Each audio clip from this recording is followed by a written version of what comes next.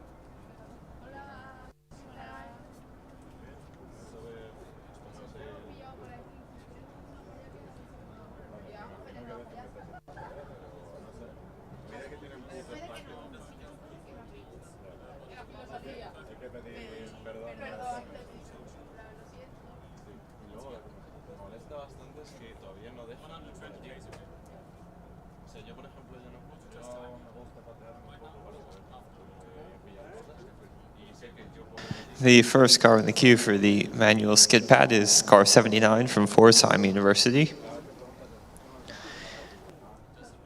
It's their second electric vehicle. They built their first one last year, and they're proud to have made the leap into electrically powered vehicles this year. Name of the car is Amber.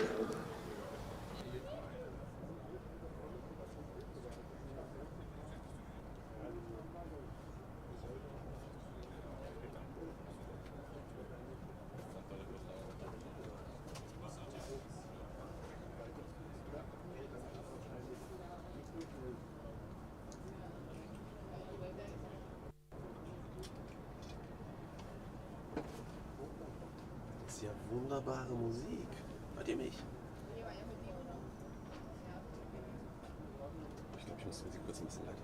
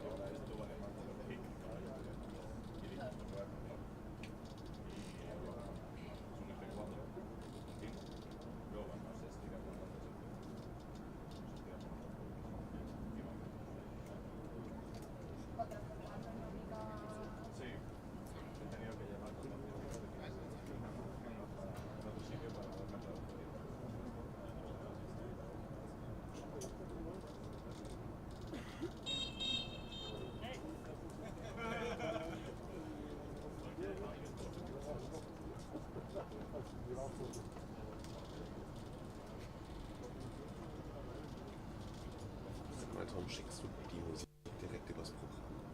Also über die Cam? Tommy, kann es sein, dass du die Musik direkt über die Cam schickst?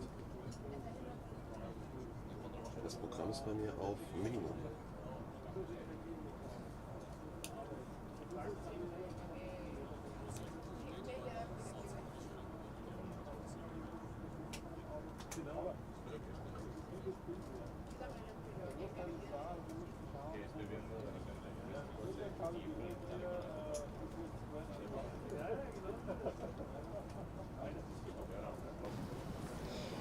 So Austin, when we see the electric and combustion cars today in the manual skid pad, we have different vehicle concepts, right? We have the electrics, either four-wheel or two-wheel drive, and the combustion cars. I don't think our friends from Rome with the four-wheel drive combustion car are here. Are they this year? I don't think so.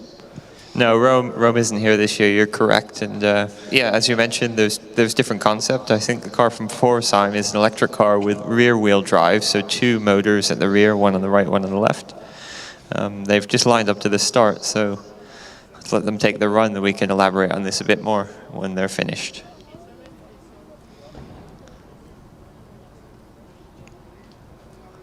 Getting the briefing now. Awaiting all the marshal posts, and they get the green flag as the first car to start at the skid pad event. Driver is quite close to the cones. That to us, Austin, is an indication that they did practice this a couple of times before.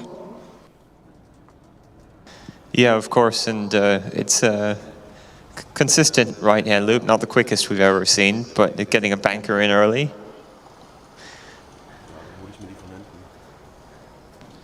Picking up some pace, I think.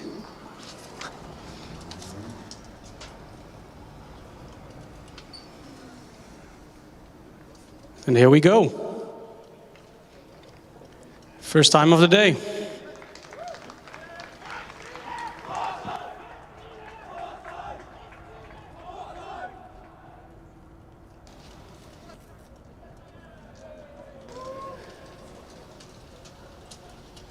So they have the possibility to go in directly for the second run, but they elect not to.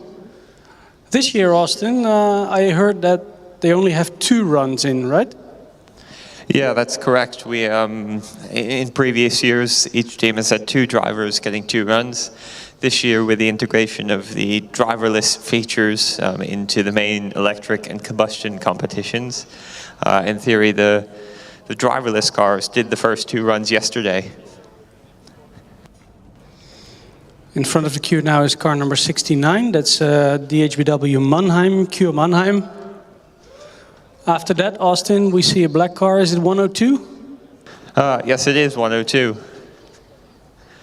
And another car behind it, and even another car being pushed in. This is really a first to have this many cars so early on the day.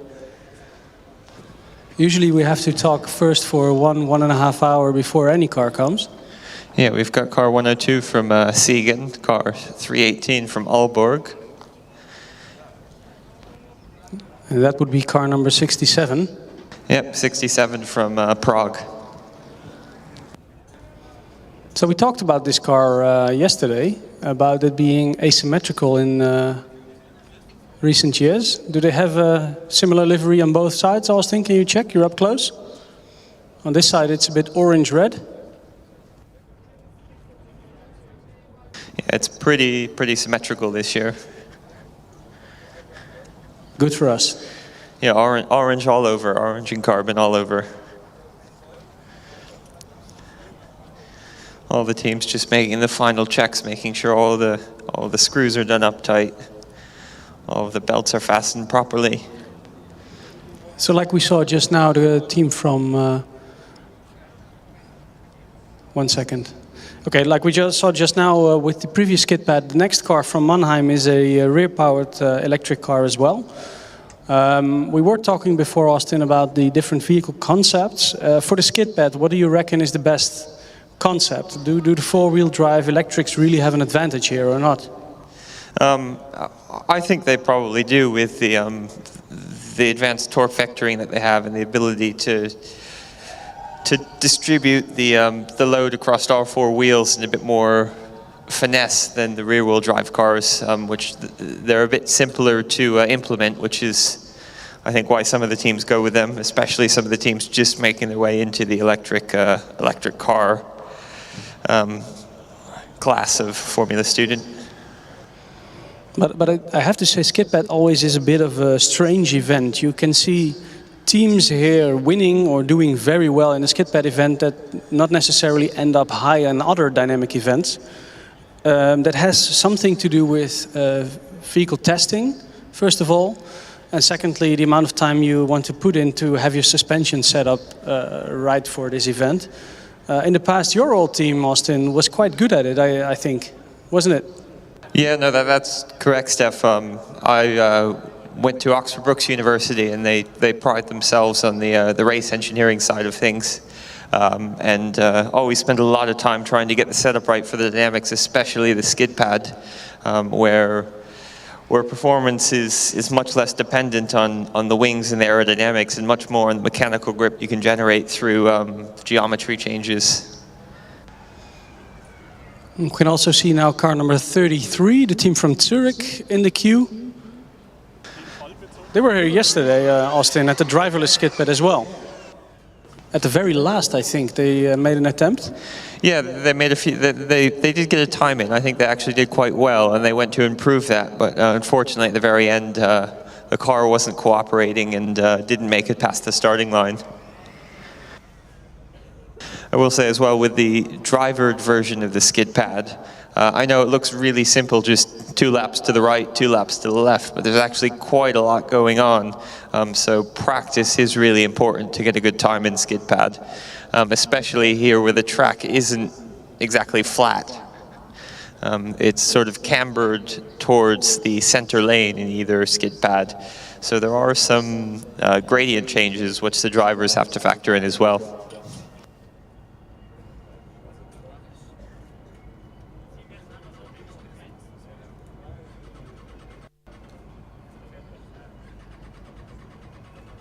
It's like the first car in the queue, car 69, may be having some issues. The second car now, 102, is being waved around.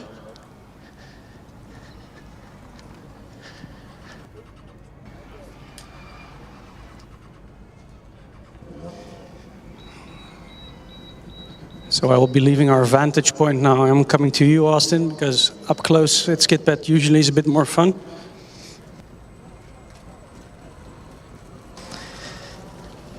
In car 102 from Siegen, approaching the starting line now. The rear wing says 6 seconds is indeed a very long time, so let's see if they can eclipse the 6-second barrier on this first run.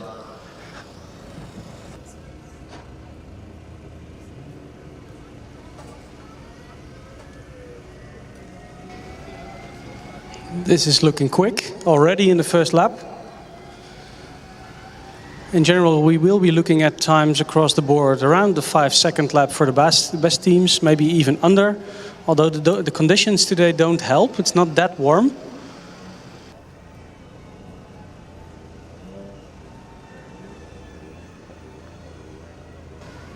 That's a 5.7. That puts them into first place provisionally so far.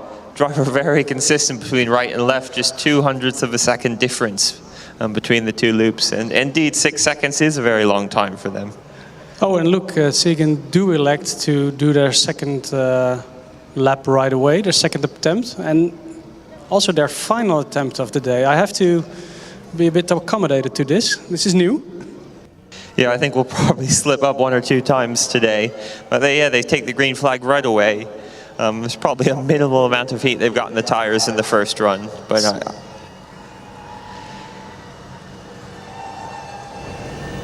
so right-hand lap, 5.55. It's purple. Left-hander, keep it clean. A little bit of a correction there from the driver when entering the second lap. Now have to go straight. Here we go. Purple times, best time of the day so far. Yeah, improved by just over 1/10 of a second. You could see visibly on the second run, the driver was a bit smoother on the throttle and on the steering wheel. Like you mentioned, there was a small twitch at one point, but other than that, it was quite a consistent run. It's not really flat over here, is it? There's a bit of a dent in the road where the straight area starts, where the right-hander begins.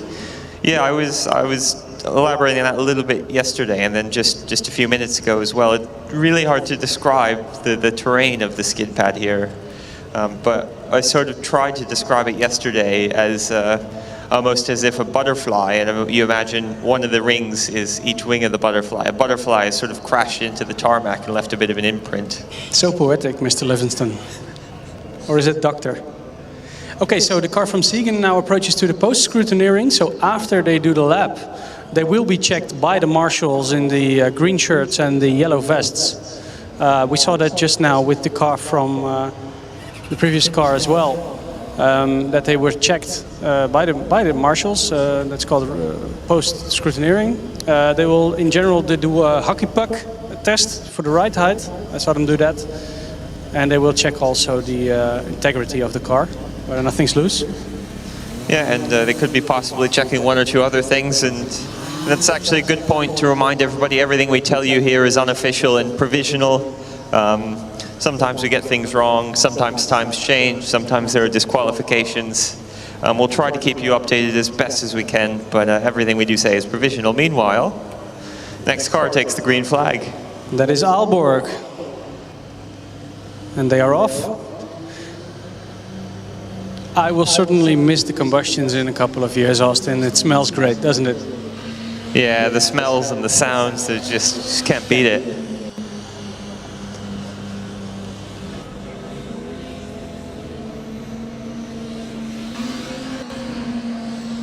So we can clearly hear the driver correcting the throttle with the revs going up and down. Steering was quite controlled, I have to say. That was really planted. It's a time of 6.1. The left-hand loop was a marked improvement over the right-hand loop. That puts them provisionally in first place in the combustion class. Of course, being the first combustion car running.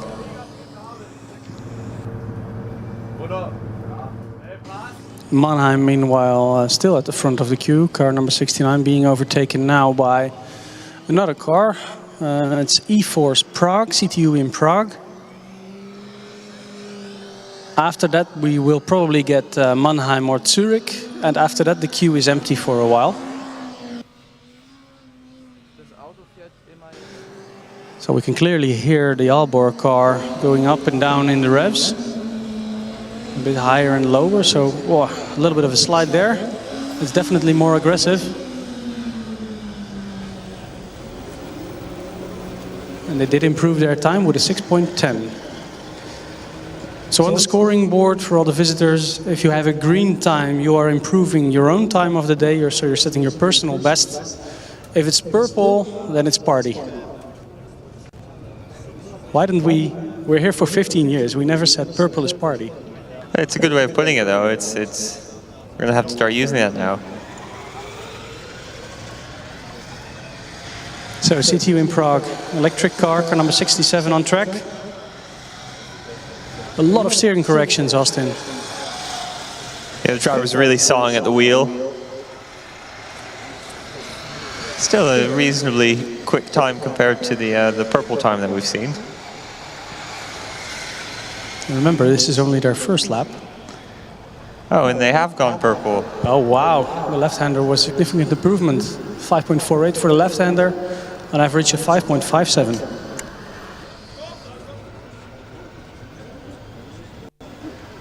So Zurich now has turned on their tractive system.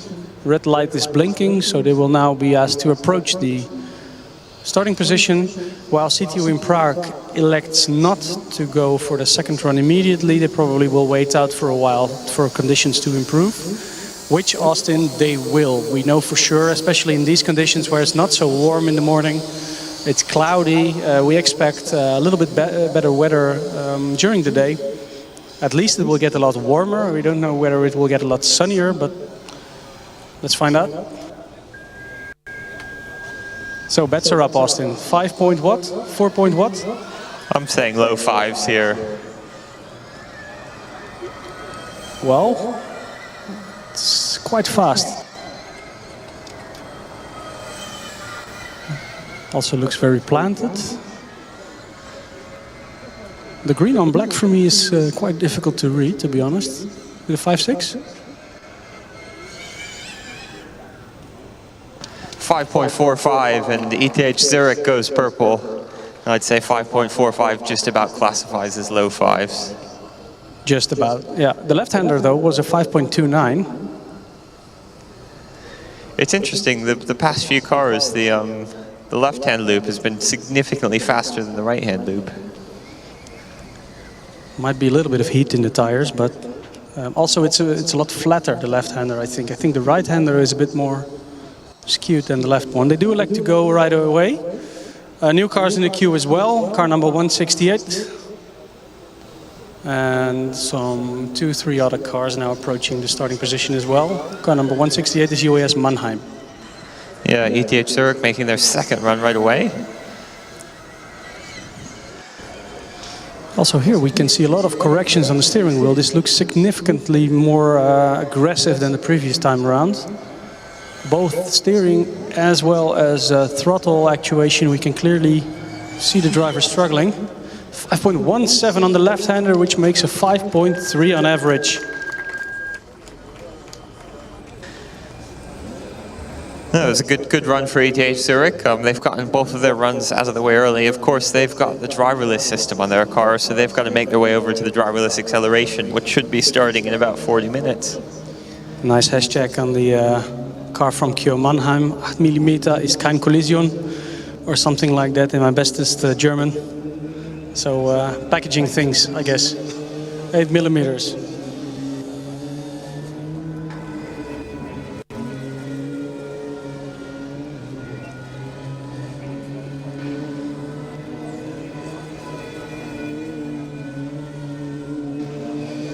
So while Kio Mannheim is on track, UAS Mannheim is in the front of the queue. After that will be UAS St. Augustin, and after that we will have UAS Augsburg.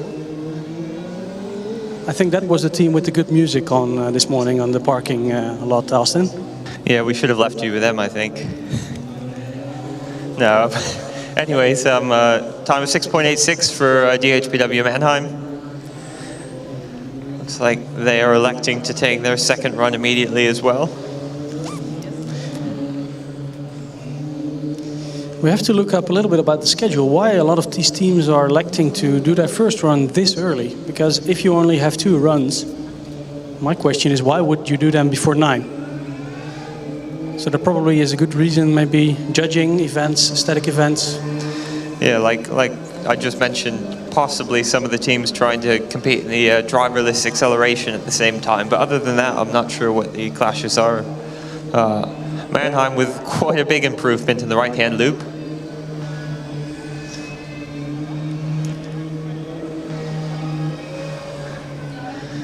And yet very consistent, 5.85 on their second run. That's an improvement of over a second.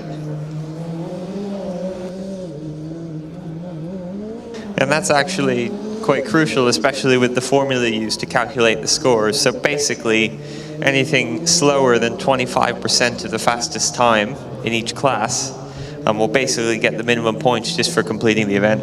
Yeah, so suppose that the fastest time is a 5 flat, which is not a ridiculous time, can even be faster.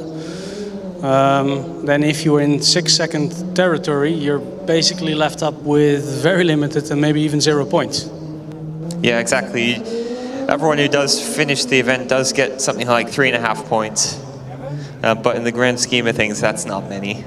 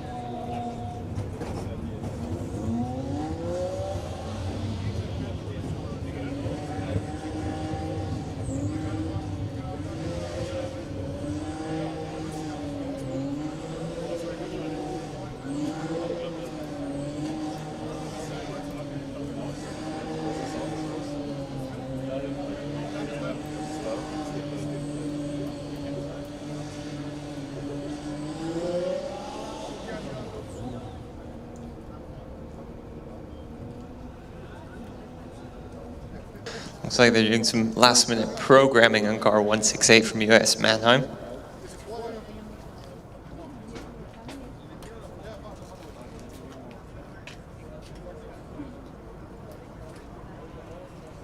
What's up?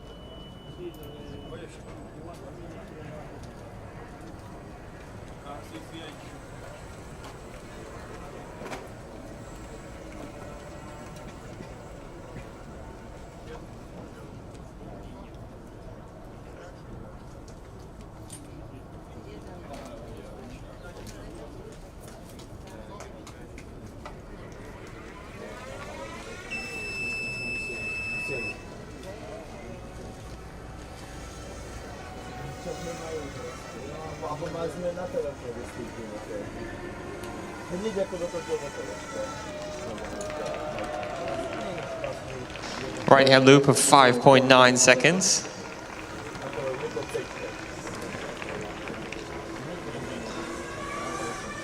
And a left-hand loop of 5.65 for an average of 5.77 seconds. Once again, we're seeing the left-hand loop is quite a bit faster than the right-hand loop.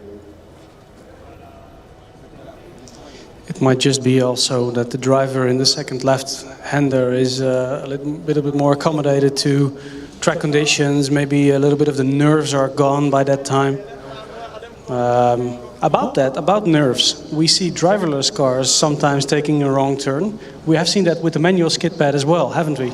Yeah, we have. We've seen all different sorts of things go wrong, even with the driver in either too many turns to the right, too many turns to the left, turning and going the wrong way around the track.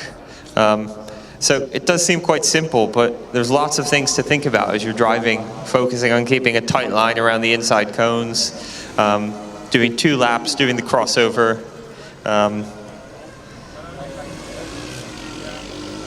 This driver seems to be doing it quite well though. 5.63 is an improvement in the right-hand loop. This looks swift, the left-hander. A small correction there. 5.4 on the left. Average time of 5.52 seconds. Puts them just 0.2 behind the current leaders, ETH Zurich.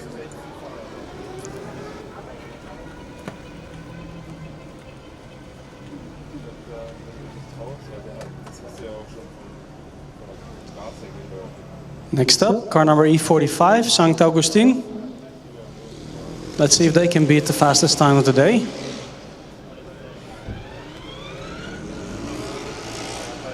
Very cautious first right-hander.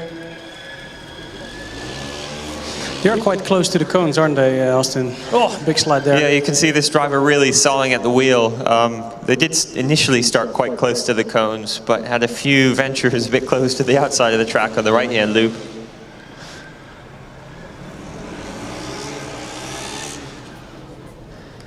Successfully complete the course, 5.83 average time. I think they lost half a second or so on the correction in the right-hander. So I am guessing they might be up for the fastest time today in there if they elect to go right away, which I think they will. Yep, here they come around again. So in the queue, some minor things going on. Car number 110 is being pushed back now.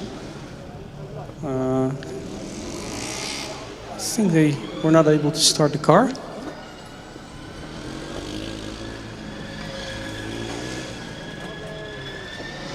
Let's see if they can keep this highest point clean now. It is clean so far.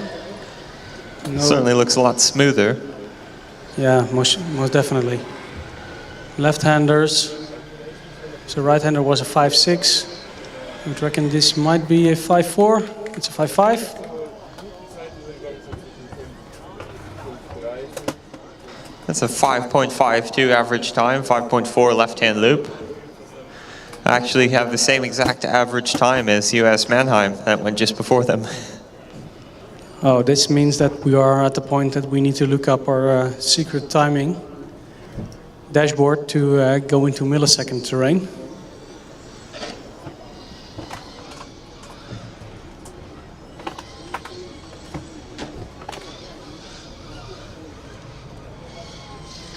see a car on the practice track practicing for what I assume is the skid pad.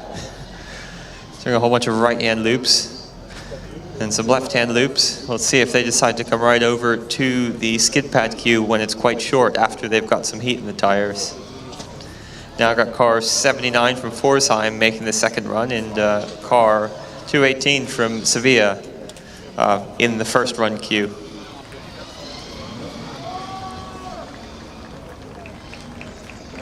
Oh, I think those are the Sevilla people.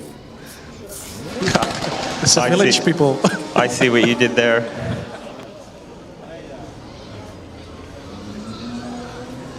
And another electric car is now in the queue. They go into the second driver queue. It's the FSG car, which we are nearly ran over by now. Very good.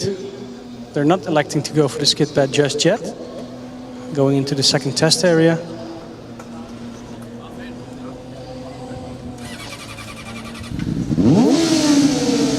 Oh, that does sound good. And this, ladies and gentlemen, is what a nice combustion car sounds like.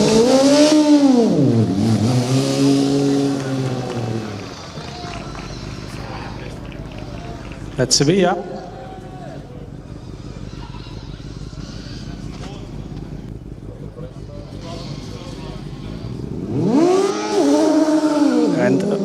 And we're off. Quite dramatic.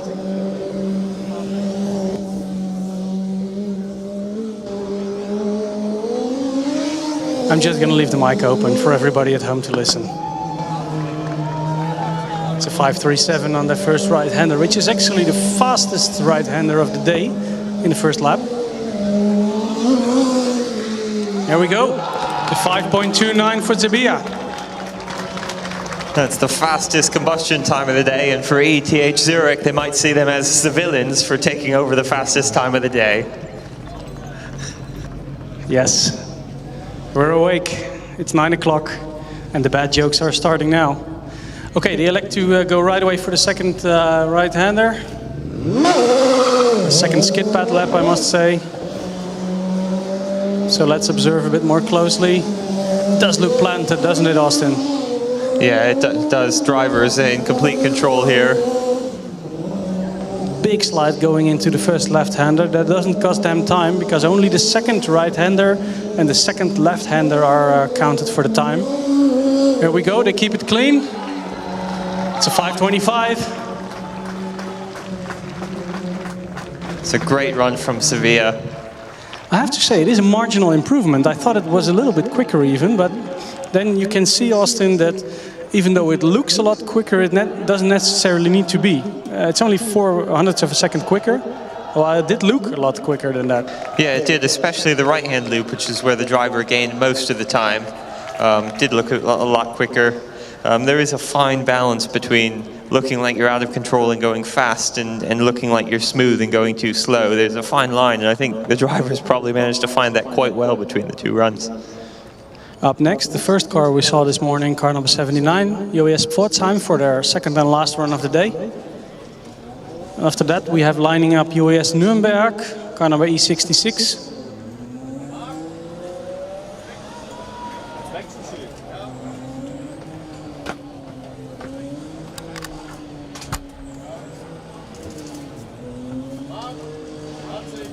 So a green time for them on the first right-hander, 6.12. Driver has managed to hit a cone on the transition between the loops. Still a good improvement for them with a 6 flat. Just a reminder, the cone is a 0.2 of a second penalty, and surprisingly, that's the first cone we've had hit in the skid pad all day. It looks like they've actually taken out 2 cones. They did look like they hit a third cone, but it managed to stay upright with at least a portion of the cone in the original box. So, Austin, cone rules, it's up or out? Exactly, yeah. So if the cone is knocked over or removed completely from the original box, which is marked on the ground, it's counted as a penalty. If the cone has at least a portion of it standing upright in the box, regardless of what happens to it, at the end, there's no penalty. So the driver could flick the cone up in the air, it spins around and lands perfectly back down in the box, and there's no penalty for that. And yes, that has happened. There is footage of that. What I didn't see yet is a cone being hit, going into the air and landing up on the wrong side.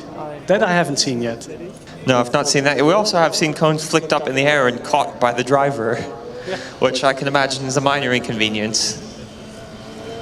That's also quite fun to watch. So up next is car number E66, UAS Nürnberg. After that we will have car number E51. That would be Sevilla, Uni Sevilla. After that we have car number 169. That is Hawk Hamburg, of course.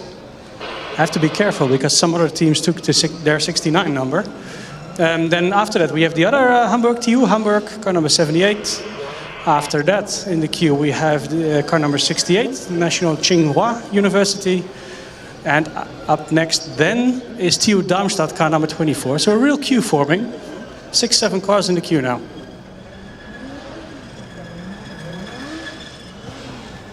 Nuremberg complete their first run, 5.85 seconds. As we've seen a few times before, a marked improvement between the right-hand loop and the left-hand loop to the tune of 0.4 of a second. They're electing not to take their second run right away. So it looks like we'll have the electric car from Sevilla up next. Let's see how they can compare to their combustion colleagues. Well, one thing is for sure, they did use the same chassis. I had to look twice to spot the differences. Of course, the front wing is a big difference, but chassis-wise, I think it's coming out of the same mold.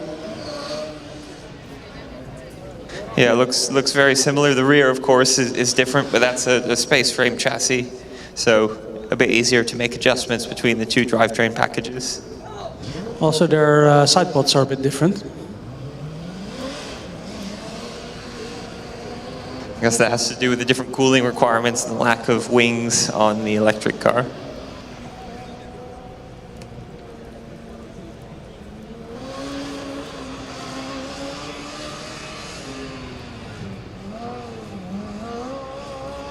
Got some slightly different sponsors as well. Yeah, I'm really looking to see whether it actually is the same chassis or it's a legacy chassis. I do think it's the same, more or less the same kind of chassis, same kind of bodywork.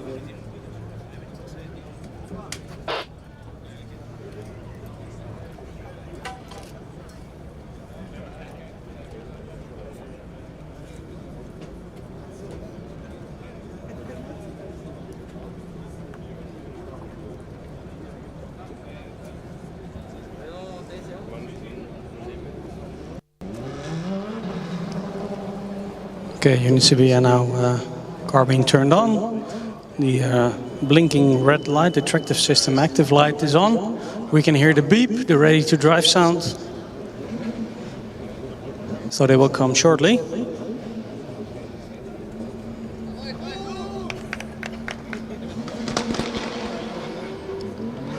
Oh, and the T-stall is back to green again. Car is being turned off and on again. Reminds me of the series The IT Crowd. You know that one, Austin, don't you? Yeah. Turn off and on 3 times. Well, this was the first time. Let's see if that worked. You can hear the beep. Let's see if the driver is shaking his head. Anxiously awaiting, looking at the dashboard to see or it's gonna go or not.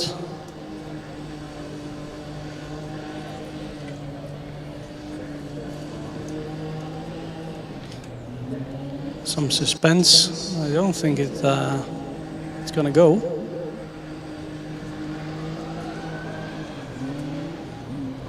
Let's give it some more time. Usually this early in the events, officials might be a bit more lenient in the time that teams get to start the car.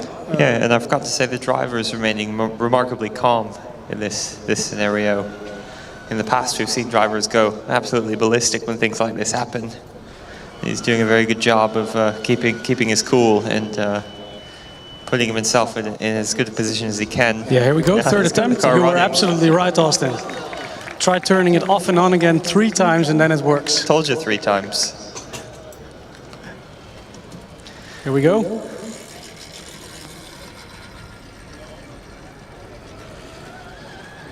A bit of a rattle in one of the gearboxes, I think. Yeah, a little bit of a rattle from the gearbox and a little bit of debris on the front tires, I think, from whatever they were using to wrap them to keep them clean. But I think it should scrub off on the first loop.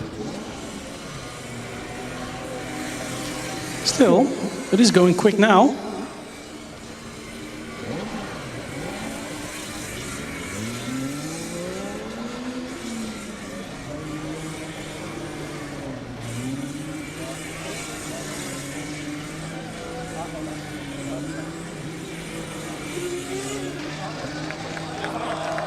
It's a 5.98, 6.16 right, 5.8 left. I did notice about halfway through the right-hand loop, the driver had to make a pretty big correction. So let's see if they decide to take the second run immediately. They do. I think they do. I heard it come around again.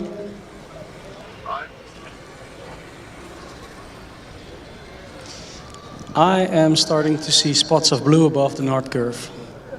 So, I will bring out my very nice Schaefer gun sunglasses.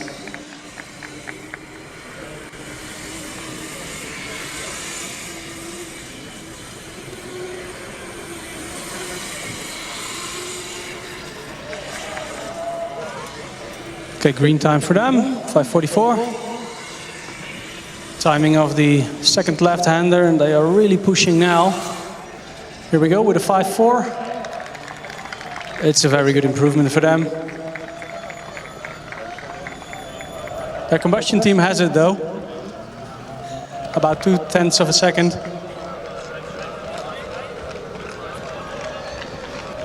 Despite that, I think the team seems quite pleased based on the song. So far, they are, I think, the best live audience of all the teams we have here. Yeah, I'd say arguably the best audience so far, arguably. Arguably the best Spanish audience so far. Yes, I'd agree with that. So, AAU Racing Hamburg, car 169, with a 7.2 in their first time to right-hander. Taking it a bit more cautious. After that, we will get the TU Hamburg car, car number 78. They already turned on their T-Sol, they turned on their car, T-Sol is blinking. Hawk with a 6.9. CTU Prague coming in the second driver queue as well. They have already their first time in.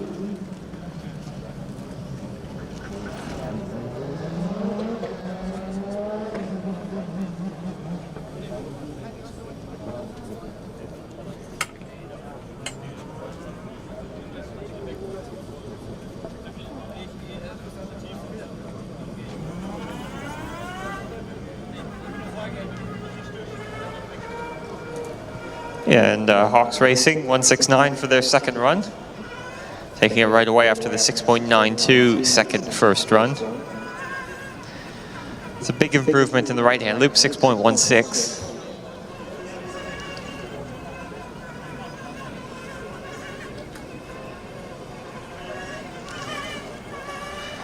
There's a big improvement in the left-hand loop as well, 6.02 for an average time of 6.09.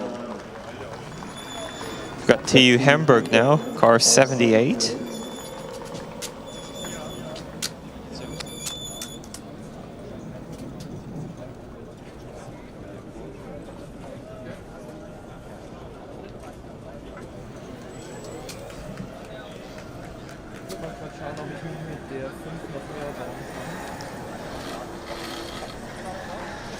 Looks like quite a quick run so far. And it is 5.21 right-hand loop.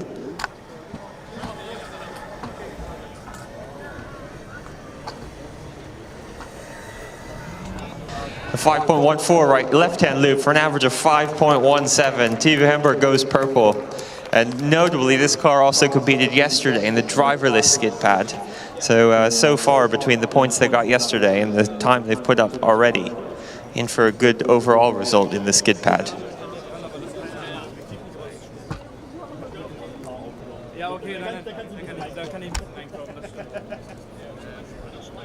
And they're electing to take their second run immediately. Another one of the teams that will have to get over to the driverless acceleration as soon as this is finished for them.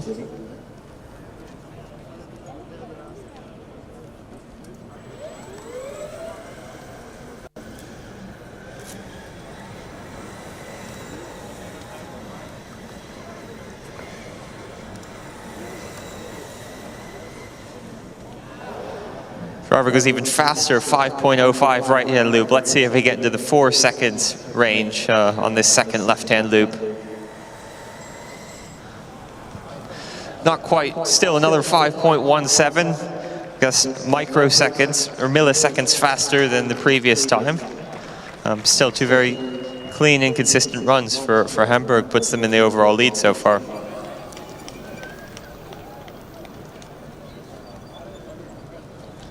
I've got car number 68 taking the green flag.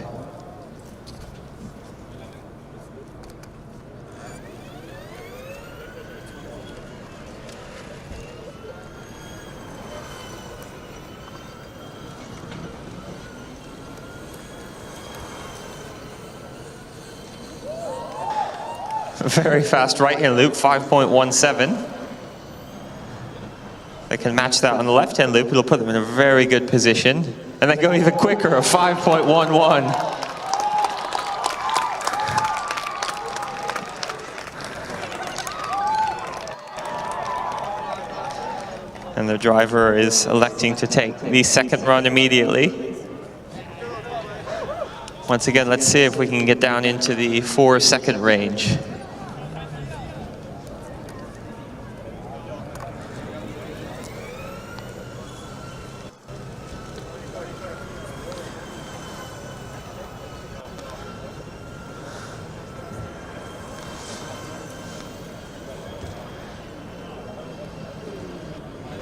Right-hand loop just marginally slower than the first lap. Left-hand loop 4.96, an average of 5.07. That's car 68 in first place provisionally so far. Team look really pleased.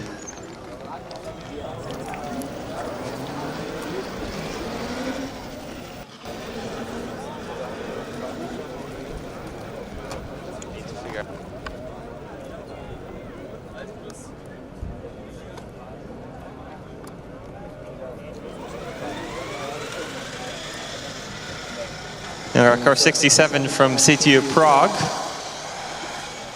for their second run. It's a 5.19 right-hand loop. I think the track is definitely improving, Austin, if we look at these times. CTU Prague really pushing it now. It's 5.14, overall time of 5.17. This is a great time from them. Very well done. Yeah, and that puts them level with Hamburg as well.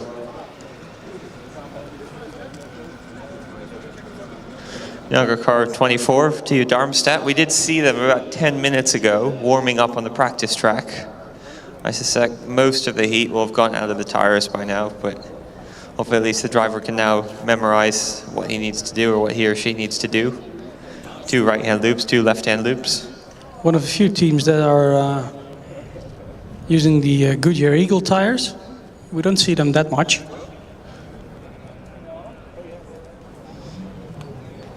Yeah, you're definitely right about that. We'll see see how these tires work for the skid pad, I suppose. TU Darmstadt for ages and ages have been one of the teams really using a lot of different tires, a lot of different rims, different sizes of tires. Let's see how they do on the Goodyears.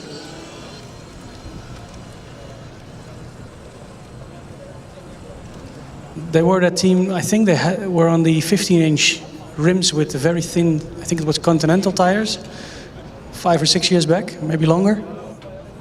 Yeah, remember they always used to have really big wheels, now shrunk slightly. It's still something Maybe a little bit different from the norm. This is a little bit too aggressive for my liking. I don't think it looks fast, but I don't think it's necessarily very fast. If this were a drift competition, they'd be in the lead so far, I think.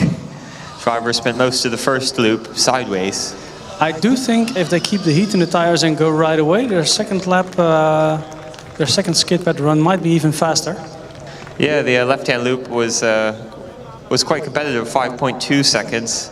If the driver can use the smoothness that they used on the left-hand loop on the right-hand loop and carry it over for the full run, I think we can expect to see them right up there with Prague and Hamburg. It's a bit about driving strategies. You can go a bit more cautious in your first run, set a banker, and then go in full attack mode, or like the TU Darmstadt car does here, go a bit more aggressive on the first run, know where the limit is, and then tune down a notch.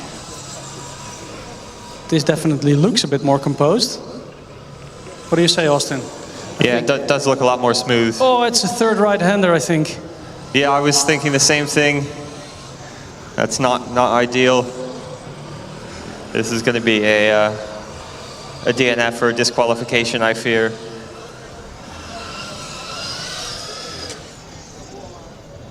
And the timing guys are not going to be happy because they've crossed the light beam in extra time.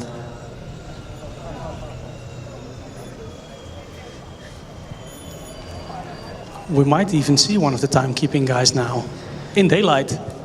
Yeah, I mean, out of the van. I don't know. It's slightly irrelevant. They weren't quite as quick as they were in the first run, so it's not a massive problem for them, but still probably just a little bit annoying for the driver. Like you said, the right-hand loop, the second right-hand loop, the one that was meant to count, did look quite smooth. Third one looked all right too, but I suppose it would. Well, the upside of this, the positive thing is that their first and second runs are not that different. So probably one way or another, they are at the maximum level that their car can achieve. And the run was clean, so that's good.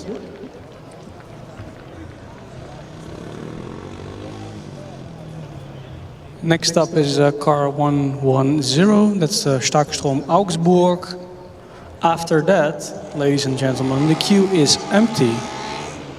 This might be a good time. The track is improving, for sure. We have seen that, Austin. Yeah, the past 5 or 6 cars that have gone have all been in the top 5 or 6, I'd say. So I think it'd be hard to argue that the track isn't improving.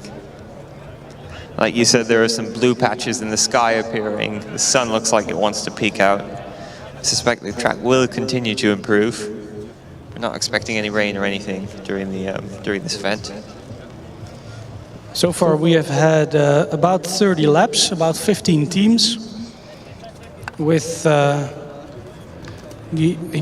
NTHU Racing Team at the top of the board. Yeah, that was a really impressive run for them. They're the only car to do one of the loops in the 4-second range, 4.96 left-hand loop. I have to say, I do not expect a lot of teams to beat this time, because in these conditions, a 5 flat is a really good time. Yeah, I agree with you. I think it's quite a good lap. Yeah, we may see somebody challenge it when it gets a bit warmer later, but yeah, no guarantees in this. Augsburg had their tractive system on, then the light turned green, now it's back blinking red again. It's a bit tentative. And this is another car which made an appearance yesterday in the driverless skid pad. Remember looking at their side pods and thinking they were designed perfectly for a laptop to sit on while they were troubleshooting.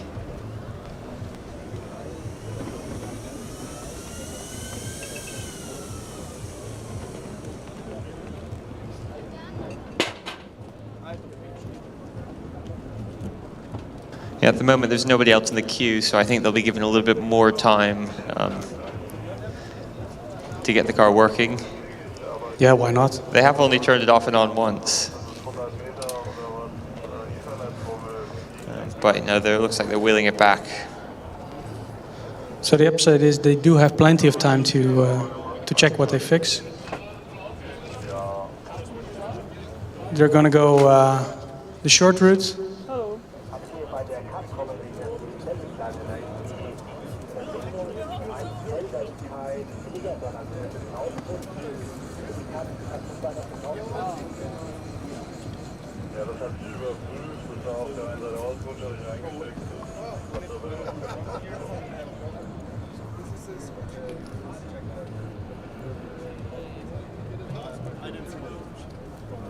Soll das bei mir in die Kamera?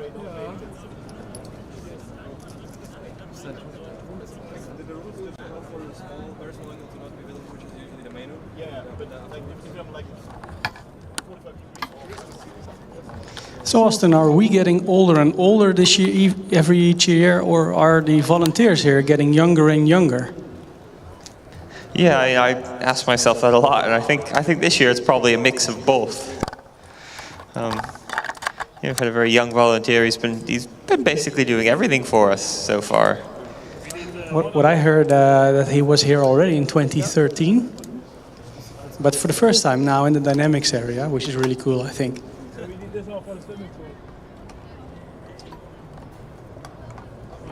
Yeah, and he was actually in possession of the scrutineering cards. So we spoke earlier about the tests that the scrutineers would do to the teams post-skid pad. And there's actually a few different cards which the teams can choose from, blindly of course, and on the back of each card it has a few things that will be checked. So it's not the same for everybody. Everybody's got the same cards to randomly select from. So there is a little bit of luck involved, I suppose.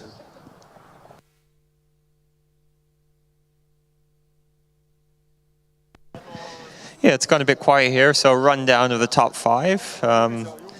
Car 68, time 5.07 seconds. Car 67 and car 78, both at 5.17 seconds. No, they're not, because Tristan has sent me the secret link of the secret commentator millisecond screen. So in fact, Prague is a bit faster with a 5.165. Whilst Hamburg is a 5.169, so 4 milliseconds apart. Oh, wow. Then up next would be Sevilla, the combustion car, a 5.251. And then we have Zurich with a 5.30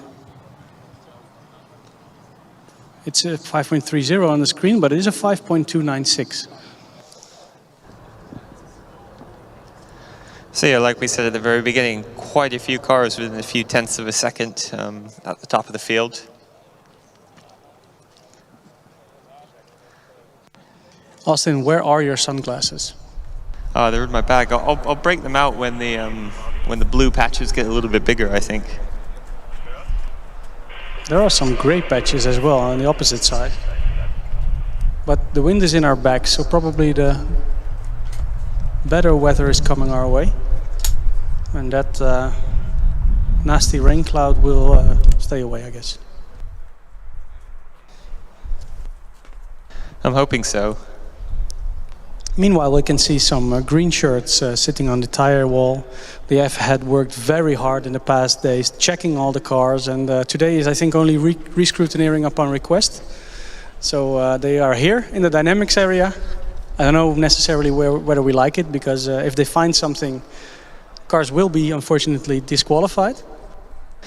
Yeah, so hopefully it doesn't happen, but we've got to make sure that everyone follows the rules and everyone's car is safe. So yeah, we've got some scrutineers who are doing some post-race inspections, some scrutineers doing some pre-race inspections. And there's one scrutineer doing nothing at all. Yeah, I think the term that he uses is supervising. And we are correct.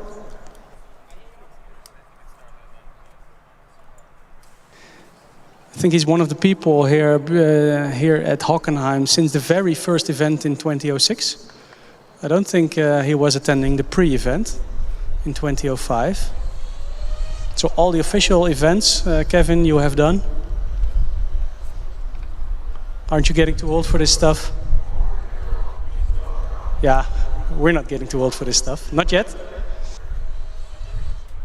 Not yet.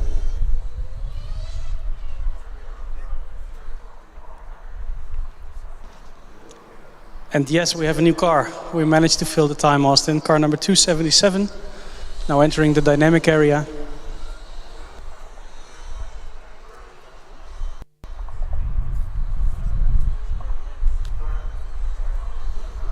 While we can clearly see the TU Berlin car on the test track with the see-through bodywork.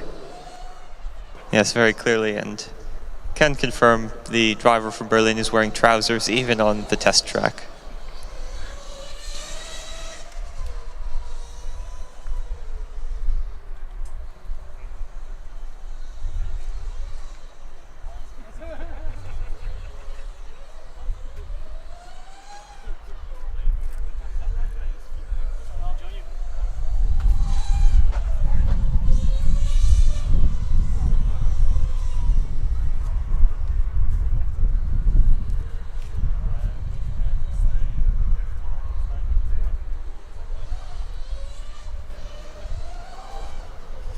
So pushing the car to the front of the queue, which there isn't, is car number 277. It's Uni Thessaly.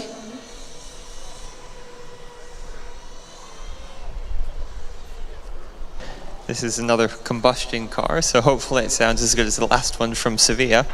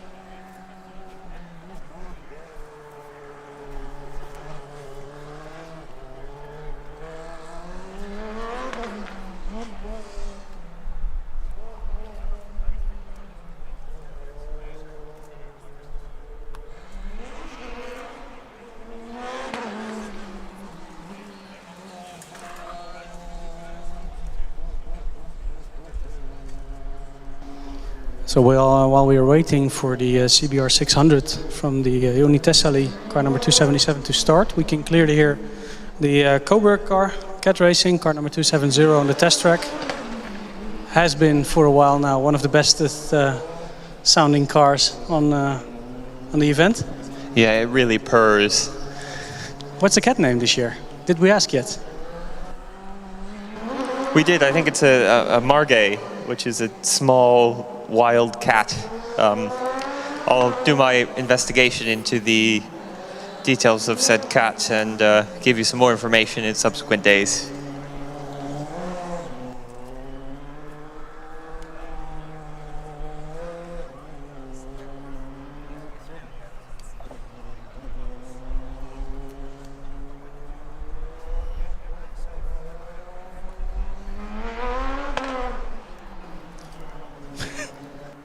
Are we going to read the cat Wikipedia page yet, or when they drive? I think yeah. Let's wait until it gets a bit later on in the day. Has been a running joke now, running gag now for a couple of years. When did it start? It was a few years ago, I think, and they were on track, on the endurance track by themselves for some reason. And we basically exhausted all other information that we could tell you about the team. So we decided to enlighten everyone about what the cat actually was. Remember, maybe about 7 or 8 years ago, they were the Pink Panther. Oh yeah, that's right. And it sort of evolved from there. Last year cat racing was the Serval. And funnily enough, one of the American teams, Power Cat Racing, also names their cars after cats, and they named their car the Serval as well.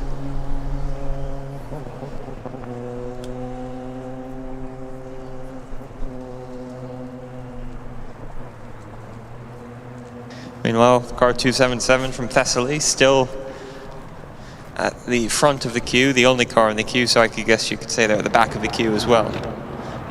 They are the queue. No, they're not. A new car is coming.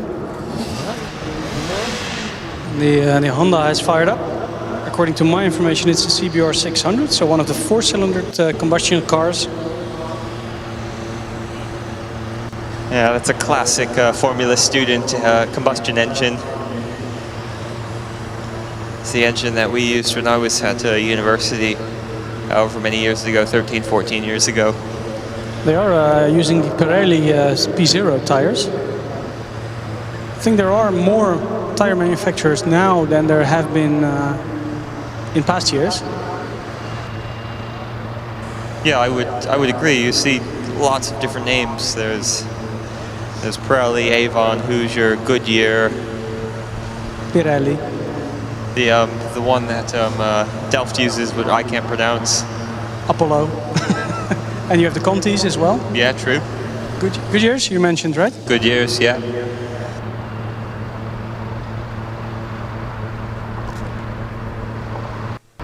Oh wow, everybody look, Kevin is doing something.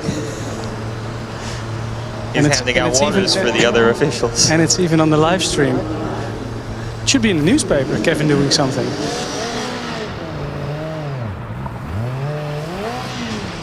I suppose it's the same for us. That's true, although we're just bitter he drove past us on the way to the track this morning. He didn't give us a lift. Thank you so much, Kevin. Which one do you want?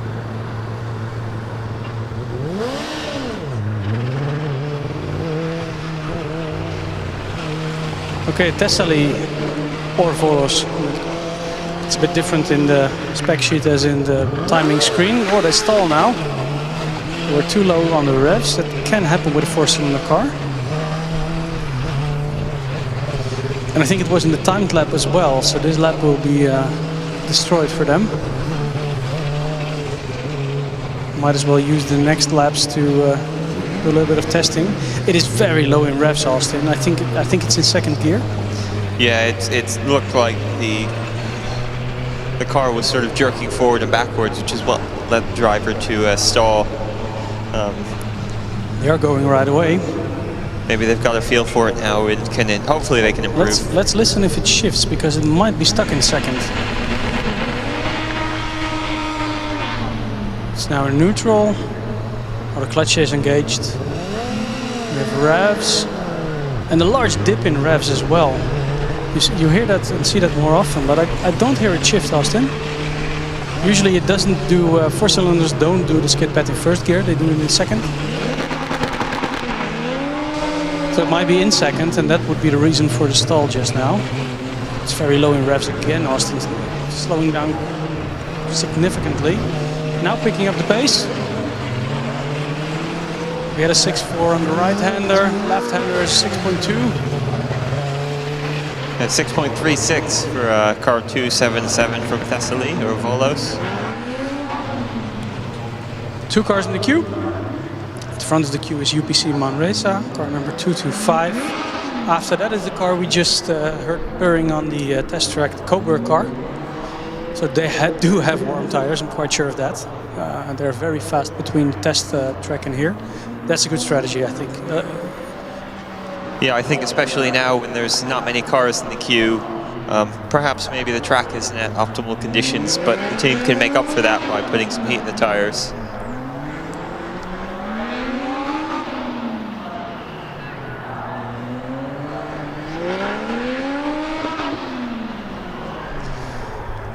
So some more patches of blue are now to be seen in the sky while all new cars approach the grid.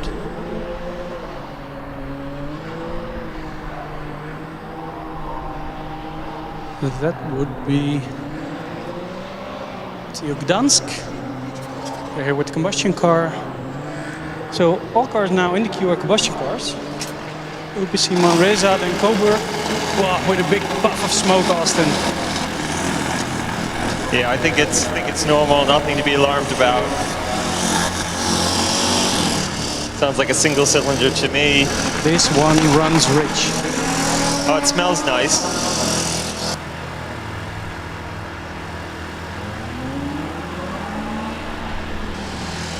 After TU Gdansk in the queue, we have now also Uni Lisbon, car 50 with an electric car. We saw them yesterday at driverless as well.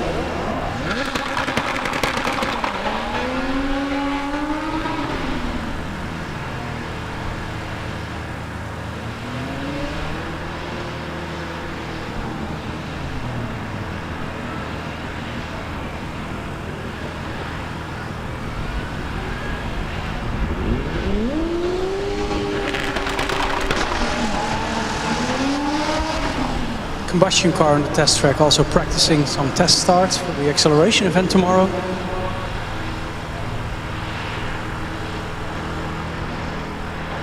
The acceleration is actually later on this afternoon. Is it? Yeah, it's in parallel to the driverless autocross. So a few things. Actually, quite a busy day today. We've got the skid pad and the driverless acceleration. Then the driverless vehicles come over here and do the driverless autocross as the drivered cars or the manual cars go over and do the acceleration in the afternoon. I still have to accommodate myself to the new schedule now. We have had the classic schedule up until I think 2015. Then the electrics started to come into play and all the schedule was different. Then the driverless cars started coming into play. And now the schedule is again renewed when the driverless events are part of the official competition.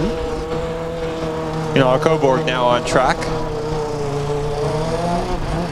5.54 right-hand loop. I think the Coburg team last year came in 6th. They're always one of the more competitive teams, I would say. So with a 5.58, I think it's a good banker lap, but it's not what they are aiming for. I think they are looking into the low 5s for sure. They're taking their second run immediately, their second and final run this year. Just 2 runs per team, 1 driver, 2 runs. So this is the final attempt they'll have at the manual skid pad. And they did have quite an advantage coming straight from the test track, and then because UPC Manresa took their time, they also were allowed to overtake that team. So there is definitely some heat in the tires. Let's see what they can do on this lap. It's an improvement, a significant one as well.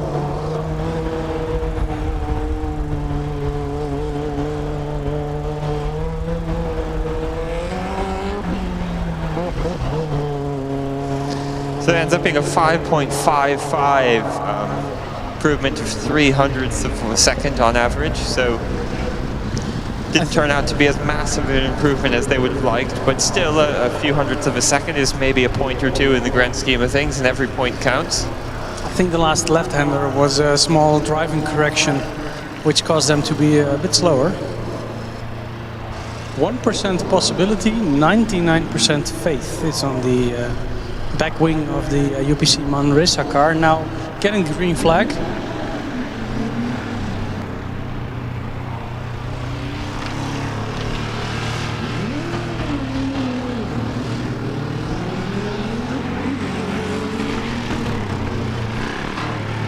Oh, and the driver with a slight cone strike. It looks like they've taken out 2 cones on the timed lap. The right-hand lap, that is.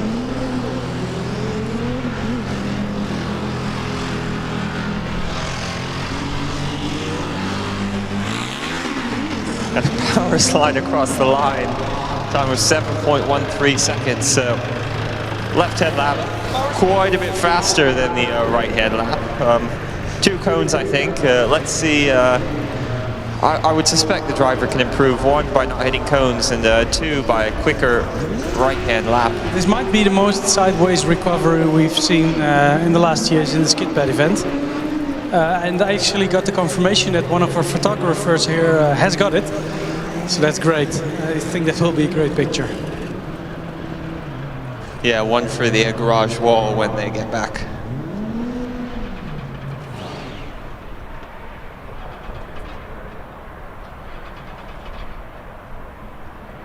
The car from Gdansk has made it to the start line, but his driver is stalled and struggling to restart, but the car does get going again and then stalls again.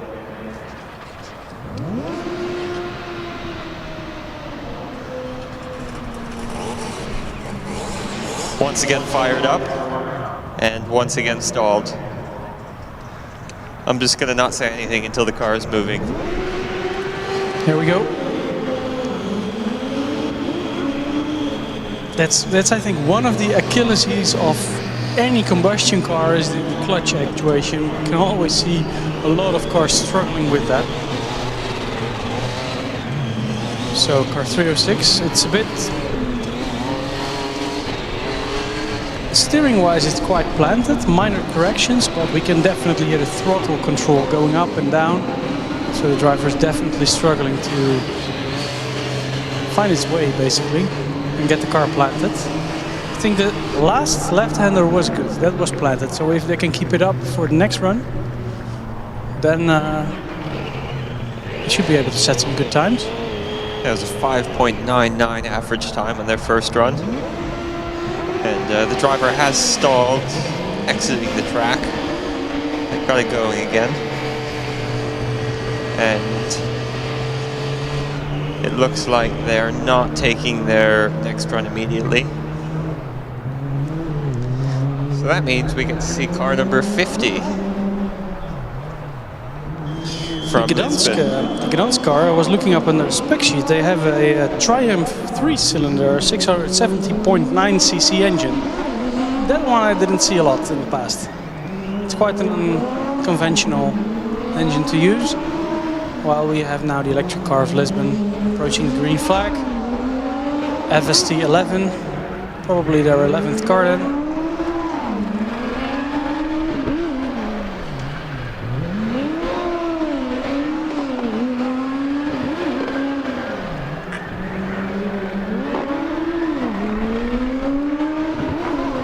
.06 right-hand loop.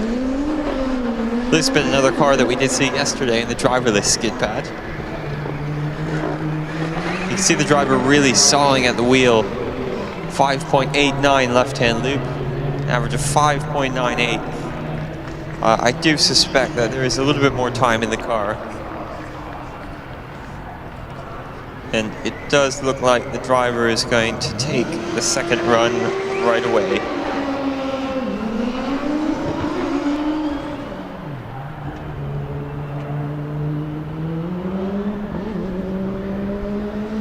Last year Lisbon came in overall 22nd here in Germany. They came in 4th in the FS Spain event.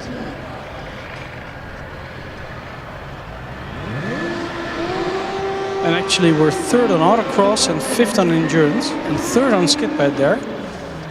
So potentially this car does have the ability to go quite fast. Let's see if they can make it. So.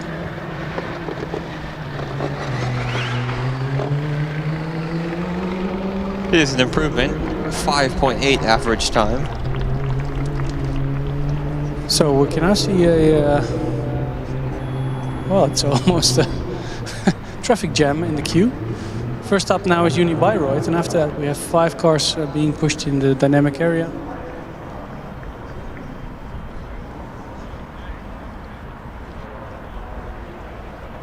So Uni Bayreuth, car 29.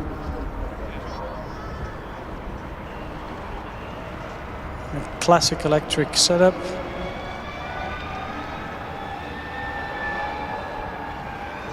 Well, small correction going into the second right-hander, a bit tentative on which direction to go. It does look very planted, Austin. Yeah, I would agree with you on that, Steph.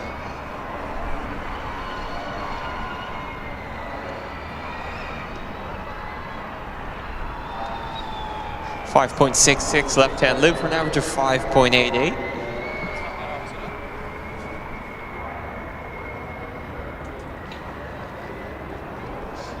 They are running their own Elephant Racing motors, 35 kilowatt per motor.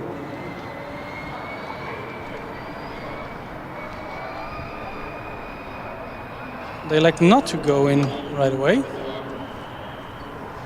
Perhaps they want to wait a bit to see conditions to improve. At the front of the queue we have now TU Budapest, car number 14. Then we have a team from Schweinfurt, car number E97. Then we have car number 249, UAS Niederrhein. Car number 153, UAS Kiel. And all the way back, that's the car we saw just now that wouldn't go. Can't remember which one it was. But they're back again, so that's good.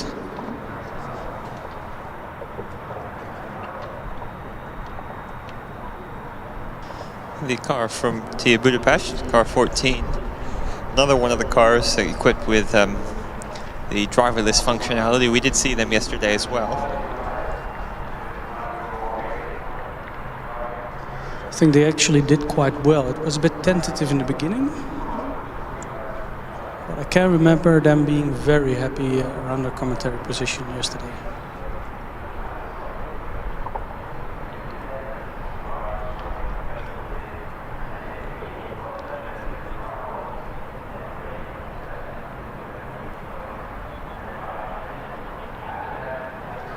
So some discussions going on. They are now being pulled back out of the queue. Probably they were taking too much time to get the car going. So that means that the team from Schweinfurt will go first.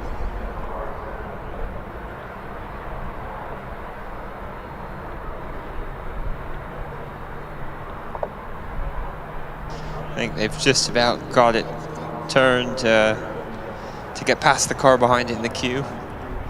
Thought for a second they were going to get stuck, like that scene from Austin Powers, where he gets the little that's little cart stuck in the hallway.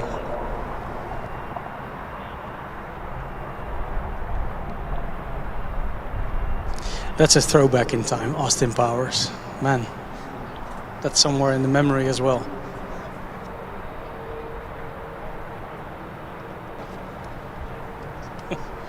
Up next, attractive light is on for the Mainfranken racing car from Schweinfurt. Driver actually electing to have a clear visor with sunglasses beneath.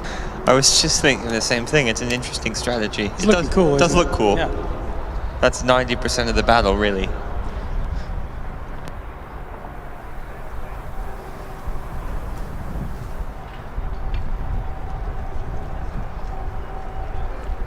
Last year here in FSG they were 14th on the skid pad event with an overall 10th place.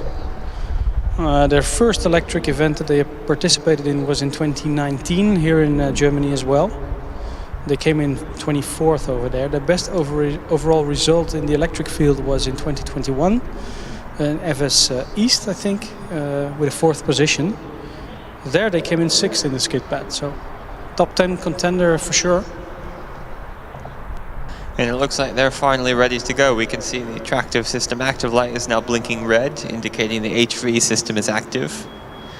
Near the ready to drive sound, and the car moves forward.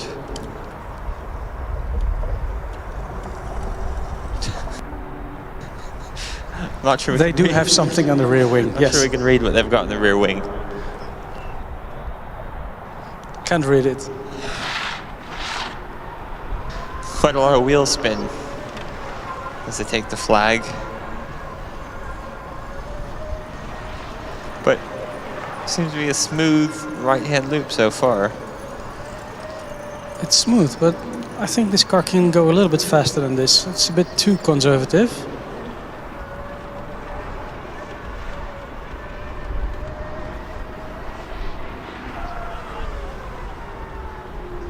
As you said, Austin, it did look smooth, but I do think they want to go into the 5-second terrain. Yeah, it was, I think, a bit too conservative. time of 6.14. I think there is more time to be found. They aren't taking... Ooh! That surprised me. I wasn't expecting that. I was looking over at the car from Schweinfurt exiting, and car 249 from Niederheim fired up right next to us. It's a notoriously loud-sounding engine, the KTM 500. Has been known to produce some of the loudest cars around in the past. And again, this will be one for the endurance on Sunday. I'm quite sure this will be not fun to watch for your ears.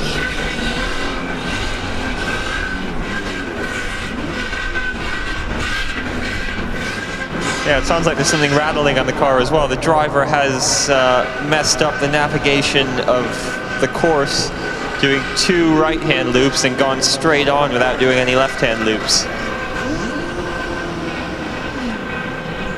I think that'll be a DNF for them. It was a 6.46 second right-hand loop.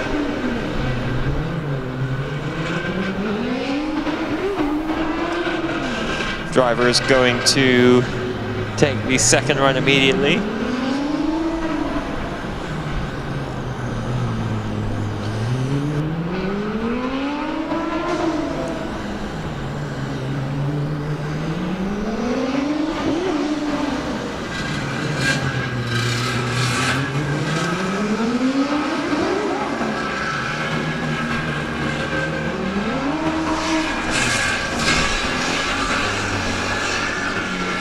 Quite sure when this car starts to accelerate and go into higher revs, then it will be a loud car tomorrow.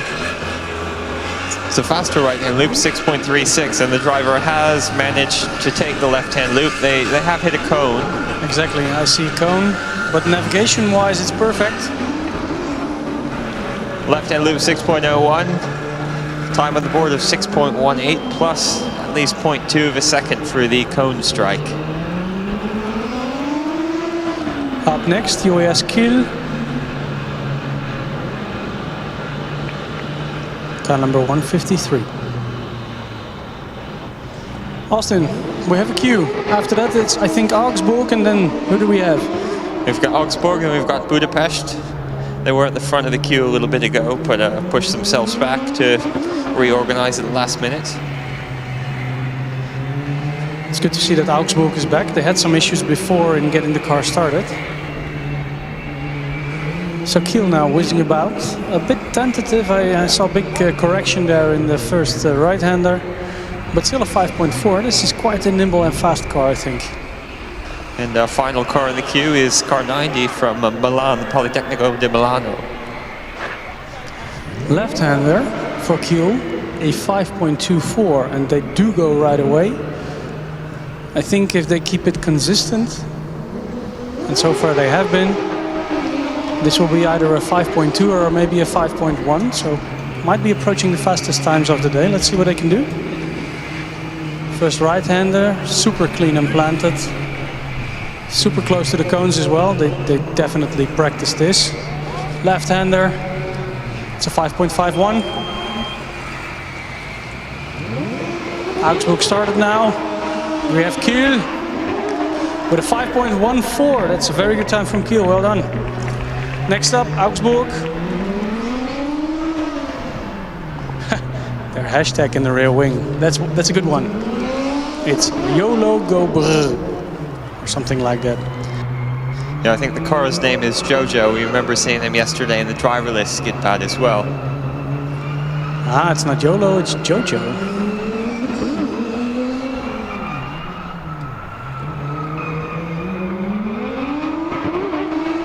.47, 67, sorry.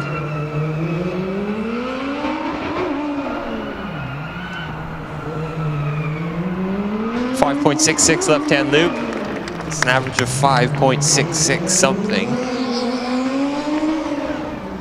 And 5.664 to be exact, Austin. You're right. Kiel now in second place. We still have got the purple time, the fastest time of the day from Inshu NTHU with a 5.0. So 5 flat so far is the mark for all the top teams.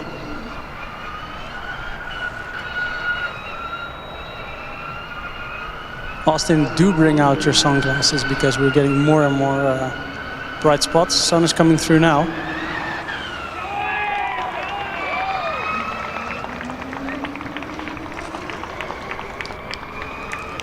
And yeah, an improvement for Augsburg, 5.2 left-hand loop, average time of 5.34 on their second run. Now we've got Budapest.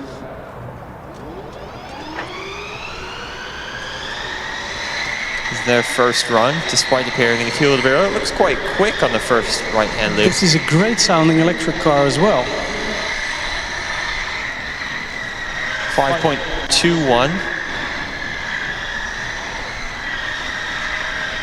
That might be the fastest first right-hander we've seen so far. 5.232. This already puts them up in the, I think, 3rd or 4th place.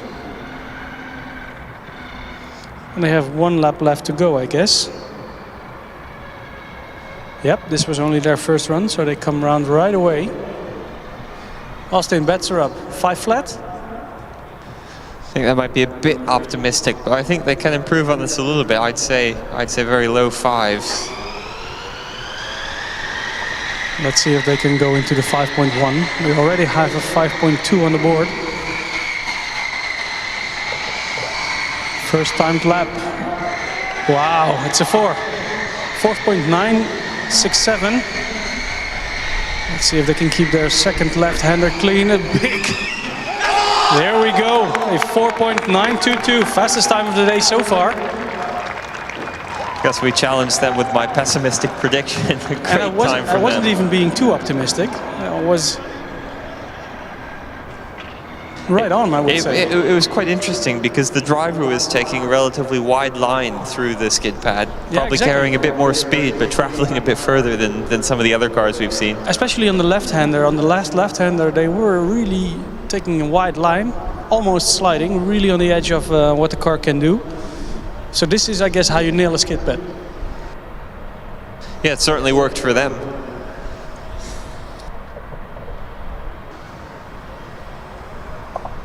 Up next, Milano Polytechnico Car 90. We saw them yesterday in the driverless skid pad as well. I think they were somewhere at the half of the board. Top half, I would guess. They did quite well.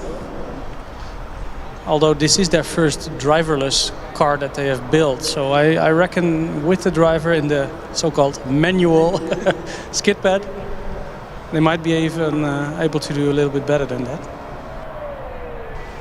Always a strong contender, one of the top Italian teams, I would say. Yeah, arguably the top Italian team these days. Car used to be a bit more white though. There's quite a few cars this year have gone with the sort of black, white and red, or different permutations of those. And they all look quite similar. It's a bit tricky for us from further away. I think every team has the discussion internally. Shall we paint, shall we put stickers, or shall we leave it carbon black? To save weight, of course, because it really weighs a lot, all the paint. I don't know if you've had the discussion within Brooks, but I'm quite sure we have had it every single year within the Delft team. Yeah, we had a similar discussion at Brooks. When I was there, we had an aluminium monocoque, so we decided to leave it polished aluminium. It looked quite cool, very similar to the Nuremberg car this year, actually. And I think they've made the same decision. They've just polished the aluminium.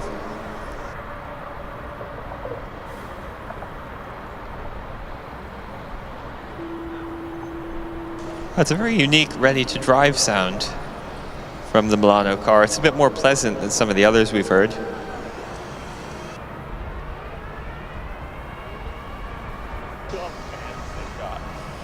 They've got a lot of fans on the back as well.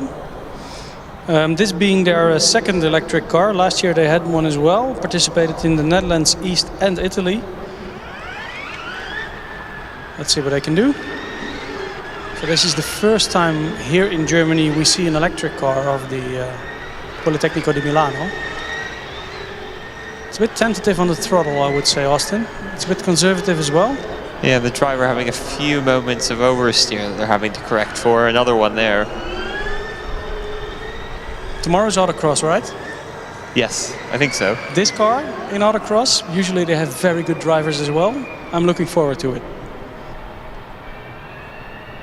Yeah, I think tomorrow will be quite interesting. Some of the cars on autocross. So there are quite a few dynamic events to get to first. You can definitely see that this car is in potential a very, very quick car. The time just now isn't even slow. I mean, it's a 5.6. It's a good time, but considering the fact that it looked so conservative, this car can do way faster than that. Driver also taking quite a wide line, you see. It's a lot more planted now, though. It's a 5.5. So Lausanne, car number 127, was at the front of the queue. We now have to make a small U-turn. Well, Polytechnico di Milano has a 5.31. 5.51, Steph. Green on black for me is quite difficult. We're just too far away from the big board. It's still quite a good improvement for them. It's only the greens that are difficult. The rest is okay. But then again, my eyes are definitely not the benchmark. Probably got the worst eyes in here. I don't know. That's arguably I put myself forward for that as well. In the UK, then it's good that they chose us to be commentators with our. in the UK, when you go to the optician or the eye doctor, they give you these cards that have a whole bunch of colored dots on them, and you're supposed to be able to see numbers. And I can't see any of the numbers. But I can see the numbers on the board, so I suppose that's important.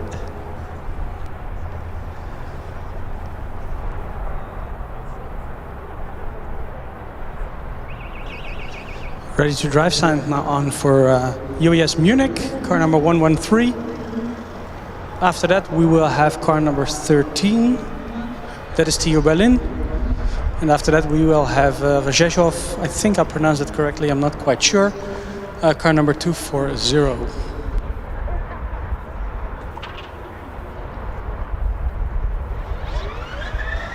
Ooh, that's a quick start, Austin. Yeah, it's looking good for Munich so far.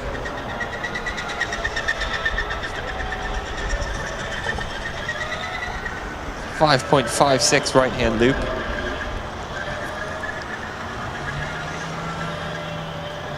Last left-hander for Munich Motorsport. 5.36. 5.46 for them. Not quite as quick as some of the other cars we've seen, but that was probably the most steady state run that we've seen in a while. But still, there's a big difference between their timed right-hander and their timed left-hander. It's about 0.2 of a difference. Sometimes we see it in within, well, milliseconds. Not milliseconds between the two laps. Have we seen that? Maybe we have, actually. You're right. But that's quite uncommon. Usually there's 1/10 between for the more consistent teams.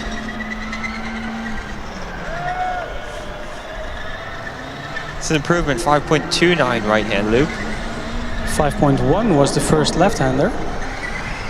5 flat, it's a 5.17 on average. And this will put them also in the top 5 for now. Yeah, I think those 3 or 4 cars all right around that 5.17 mark, so it will come down to milliseconds, I suppose. They are in fact 1 millisecond slower than TU Hamburg with a 5.169. This was a 5.170. Now got TU Berlin. You can see the driver working the throttle through the clear bodywork. Whoa, big slide.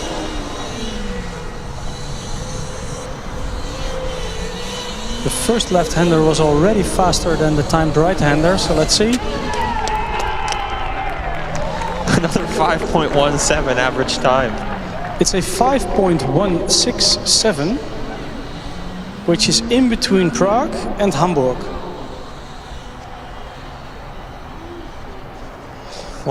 Was however just their first run, so let's see if they can improve here. I would say they were just on the test track. It was very consistent. There's a little bit more heat in the tires. They will be challenging the fastest time of the day, I guess. If they can take off 1 or 2 tenths, they're there. A bit tentative, I would say, in the beginning of the second right-hander. It was a 5.045. Usually the left-hander is a bit quicker than that. The first one was a 4.9. Here we are at a 4.877 on average, a 4.922.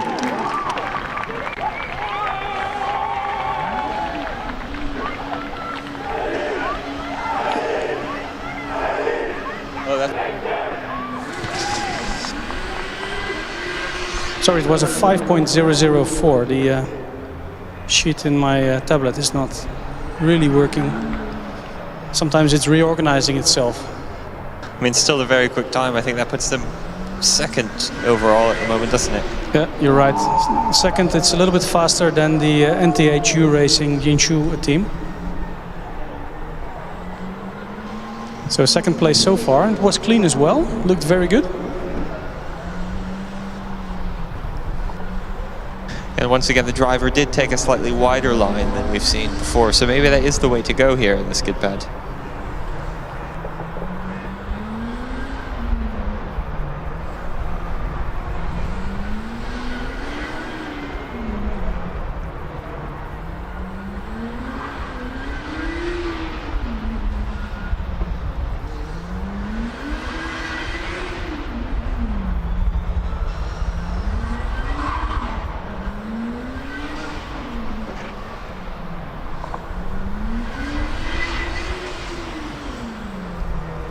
So I suppose it will be getting busier and busier from now on. We have until 11:30 for the manual skid pad.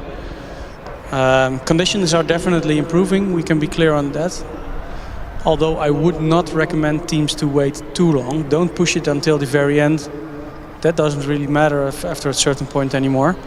And if you want to scrub and heat your tires on the test track, don't wait out too long, because a queue will be forming there as well. Normally with these kind of events, marshals are not lenient on the stopping time.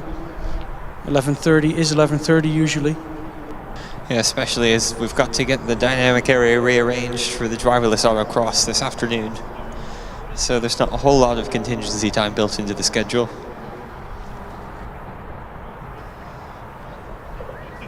Up next we have TU Reshov.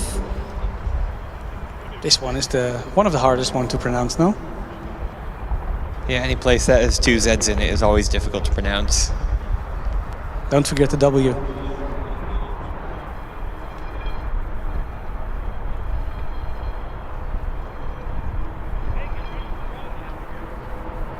can remember a couple of years back we were corrected while using the, which team was it again? Was it Jur? It was Jur, yeah. We were pronouncing it horribly wrongly. We were saying Guilleur or something like that. Yeah. But we learned our lesson.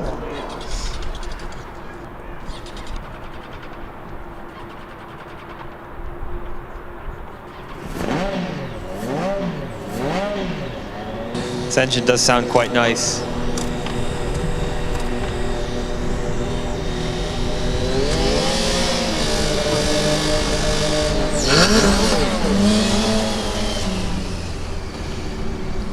After the Polish car now at green flag position, we have TU Tallinn, car number 124.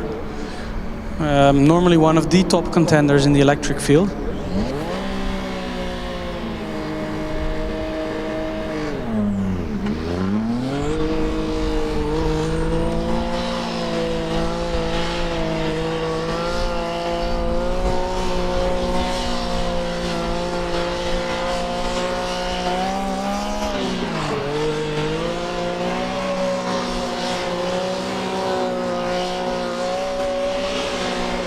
So PGRacing Racing Team.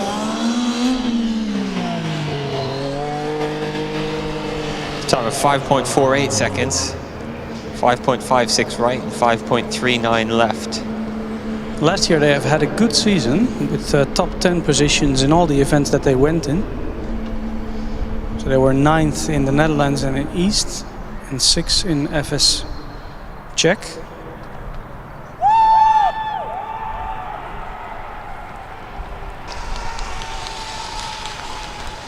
TU Berlin now passing the post-event scrutineering, hence the cheer. Did they do the puck test, Austin? Because it is quite a low car. It's definitely one of the lower cars we've seen. Yeah, I wasn't actually looking to see what tests they did, but yeah, I can see the puck next to the car where the car was. Well, if there is a test for them that they will be scared for, it's the puck test. They're a very low car. This might give them some troubles in the autocross and endurance tomorrow as well. Then again, you are allowed to hit the floor every once in a while, as long as your structural integrity is okay and you're not losing parts, then... Yeah, and as long as the static ride height does meet the puck test. That being said, they can't get the car pushed out of the dynamics area quick enough. Also being pushed out of the dynamics area is the team from Tallinn. They were just in front of the queue and didn't manage to start the car. Having to walk all the way back into the area where the scrutineering is. They elect to go that way. If I were them, it's closer to the pits to exit the way that now TU Berlin is very happy. Where TU Berlin is, so. And they should. It was a 5 flat. So it's a good time for them. I think now's the time stuff. I'm going to get my sunglasses. I and, was just sunscreen. about. Yeah, we have a bit of a dry spell, so no cars in the queue, no cars approaching the front of the queue. 2 cars now in post scrutineering. I think no drama going on. It's all looking quite happy and relaxed. 1 car at the test track is now being pulled away. They stalled on the far end of the track. Can't really make out which car it is, but this is not necessarily good news for them.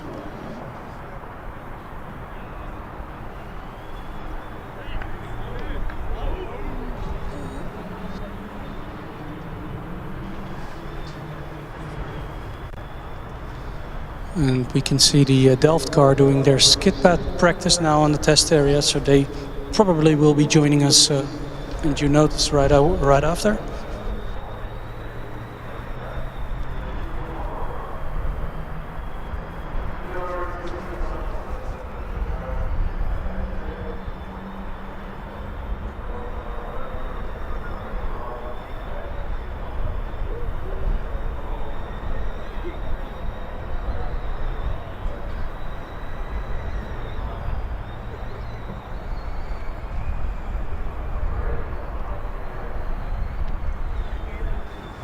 Those sunglasses are looking good on you, Austin. And also you are applying some, well, what are you doing actually? Yeah, I'm applying some SPF 30 sunblock to protect my quite white arms.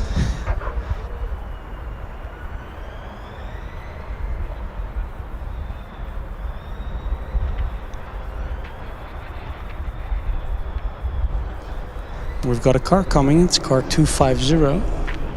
So hurry up, Austin.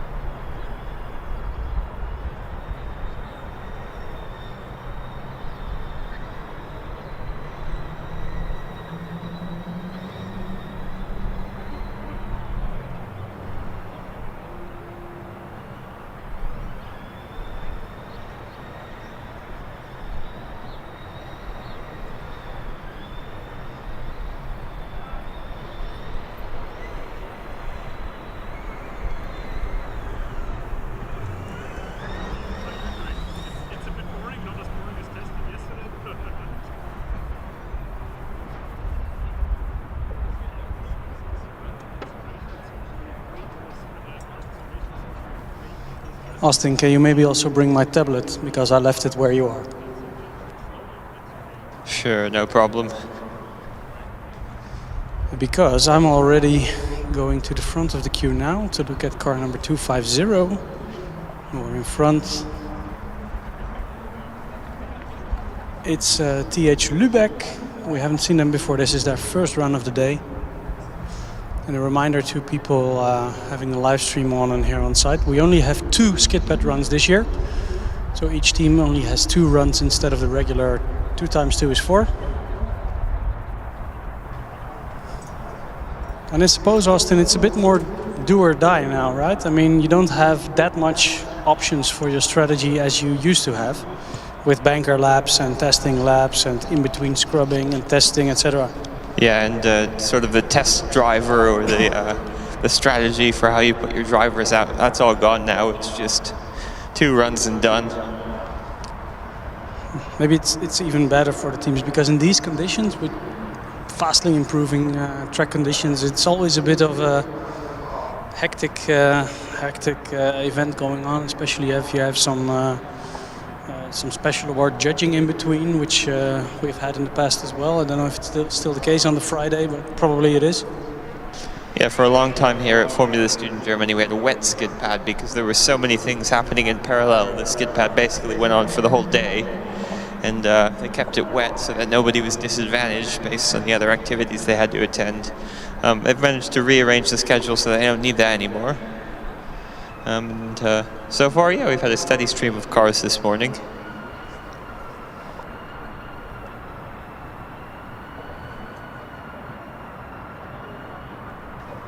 In the second run queue, I wanted to say the second driver queue, but it doesn't work like that anymore.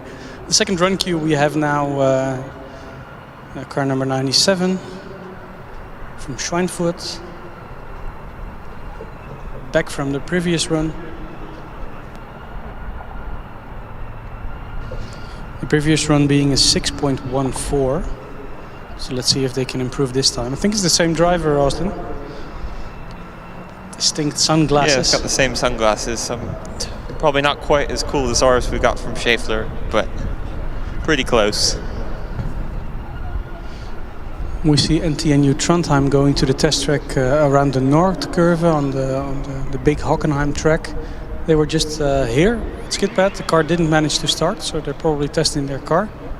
They have about a good hour to fix whatever issue they have before the skid pad closes, which is 11:30.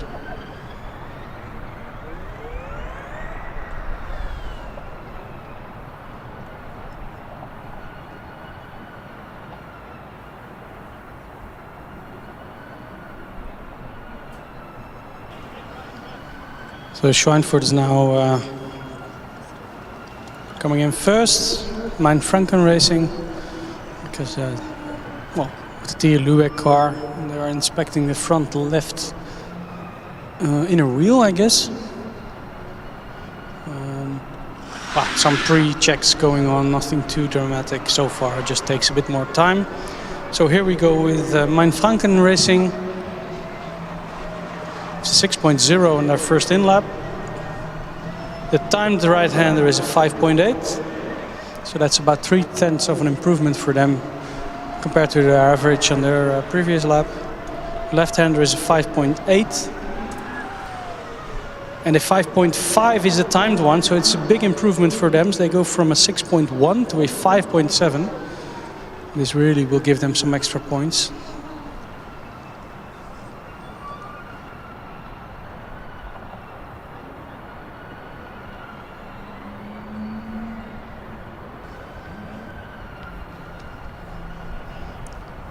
TU Lübeck is now being instructed to start the engine, so after some delay they are now allowed to start.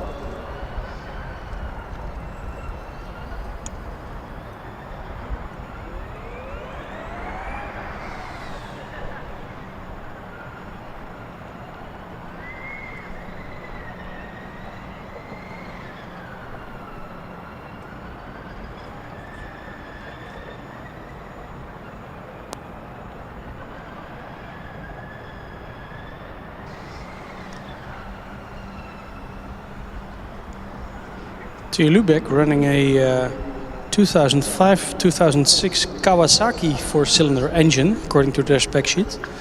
It's a 4-cylinder. This is quite an exotic engine to use, to be honest. Haven't seen those around a lot.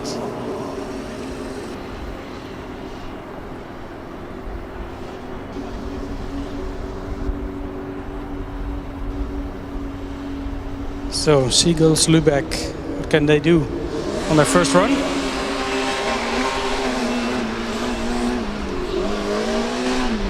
It's looking good so far. Driver really approaching the fine line between grip and sliding. They are a bit wide. It's a 5.8 on their first lap. Left in lap, it looks very composed. Driver's like a statue in there. And here we go with a 5.7. In front of the queue now we have Paderborn, E58 on their first run. After that we have Tallinn back again, car number 124. They were here before. Were pushed out of the queue. I think they couldn't really start their engine. They didn't hear the beep sound, the ready to drive sound, nor the red light. But it's good to see them back. While car 250 from Lübeck is managing to go around cleanly on both right-handers now. Going into the left-handers, the switchover completed. They are a lot closer to the cones than they were in the previous lap. And it is an improvement for them, a 5.571, so almost 0.2 of a second improvement for them.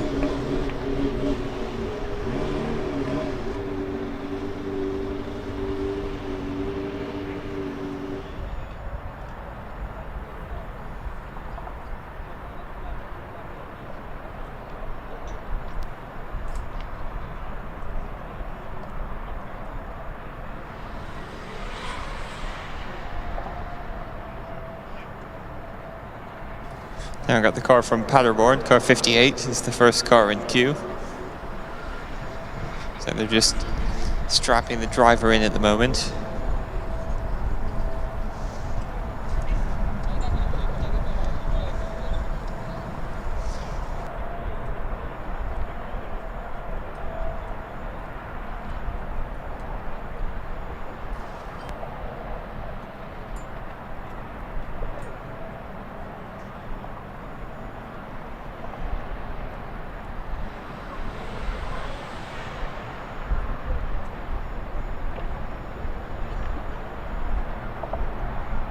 It is really getting warm and sunny right now, Austin. So it's a huge difference compared to an hour ago.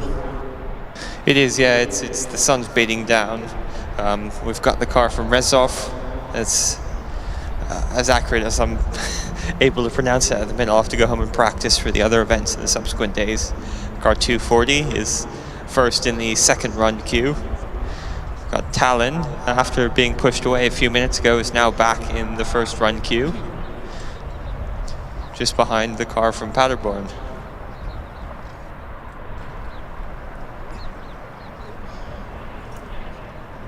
Paderborn do take their time, so Tallinn is now instructed to turn on the car. And maybe they are even allowed to overtake both cars, because both are, well, taking their time.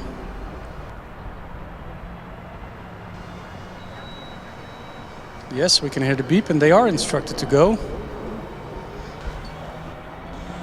It's quite a loud cooling fan that Tallinn have on their car. Well, in these conditions, you certainly need it. Here we go. Green flag for Tallinn. Already looking swift. Let me get my timing screen.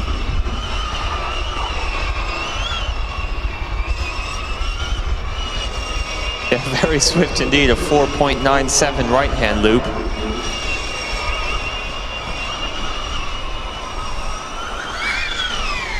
And 4.92 left-hand loop, that's 4.94. It's a brilliant first run for Tallinn. This is about 0.2 of a second, 200 of a second away from Budapest, who done a 4.922. So if they keep it clean in their second run, they, for sure, I think they will be faster. But now the essence is, okay, you have a good banker lap in, you can now go into full attack mode. Well, they might not keep it clean. If you go in full attack, you never know what happens. But for sure, they're happy with this run.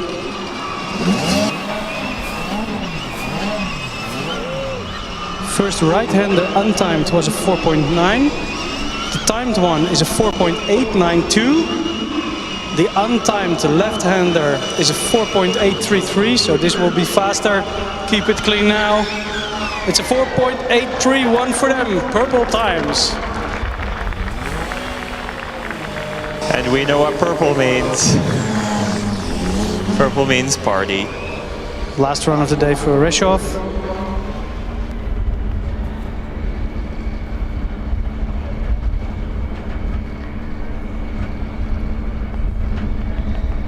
So we're already in 4.8 and we still have some strong competitors to go, Austin. We haven't seen Munich yet, we haven't seen Ren Team, Green Team yet, we haven't seen Delft yet. Yeah, we've not seen GFR yet. They're usually quite strong at the skid pad as well.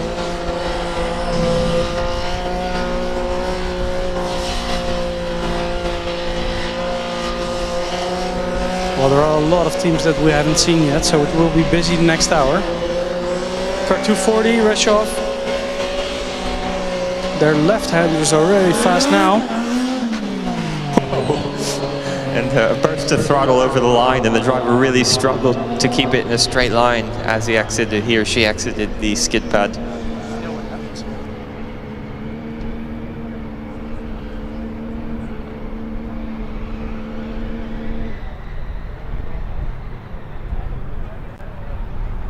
Yeah, it's a 5.45 for them.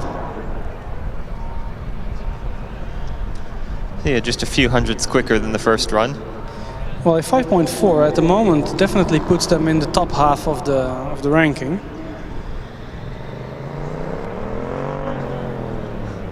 I think Paderborn are being pushed around out of the queue. Yeah, they are. Unfortunate for them. A car that was pushed out before, but which is back now, is the car from Lausanne. They do have their tractive system on at this moment. I think they had that before as well. Let's see if the car will go.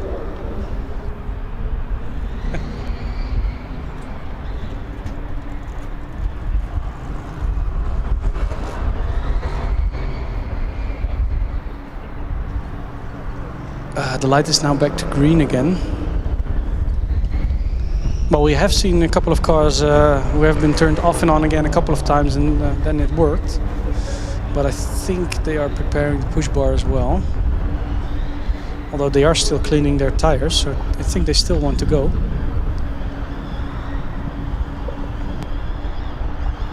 It's getting a bit windy as well.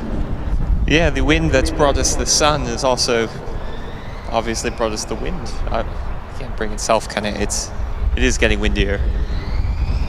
We can also see now Green Team, I think, on the test track. Must be Green Team.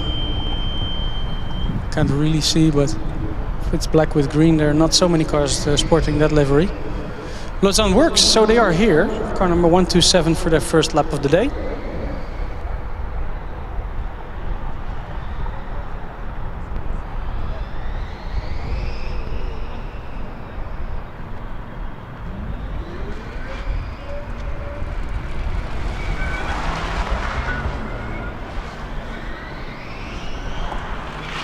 Driver really sawing at the wheel. The car doesn't look very stable at all. Still a 5.76 right-hand loop. Left-hand loop is looking a bit steadier and quite a bit quicker as well. 5.3, an average of 5.53 seconds. This is a good result from Lausanne. This is their third or fourth year car. The first electric car that they built was in 2019 here in Germany. Oh, I'm having a wasp attack. It's gone. He's behind me. He's behind you. He's on your vest. Ah, the green vest. Lausanne on the second run. I was saying Lausanne, this is their third year car or fourth. They participated in events in 2019 and 2021. Big power slide now in the last timed run.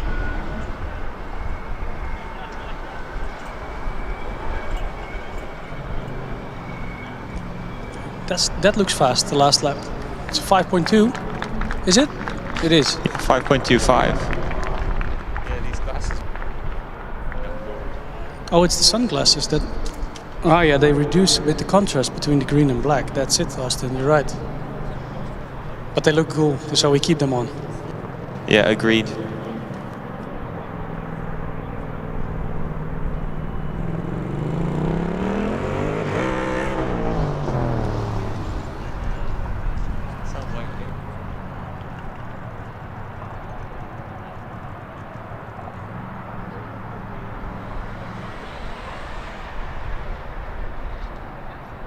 Yeah, it's gone quiet here again on the skid pad, but there are teams testing on both test tracks. Yeah, about that I just commented on that green team was testing, but their rear wing looks a bit like the rear wing of Trondheim. So it was Trondheim with the on the testing track, which is a good thing because they were just here at skid pad not able to start their car. So they're definitely driving now and exiting the test track now. I think they will come around for an attempt because now the queue is quite empty. So this might be a good time to come here for the teams. You don't have that much time left. Yeah, only 50 minutes left, so I don't think the track will improve massively from here. Whoa, that is a big break there on the test track.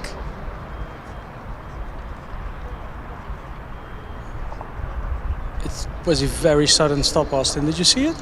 No, I wasn't looking. Well, in any case... Oh yeah, the car is... I didn't even see the car. It sort of blended in with the advertising board just behind it. But that's the sunglasses, Austin. Maybe, yeah. It was quite a sudden stop, to be honest. I think it just started their practice run.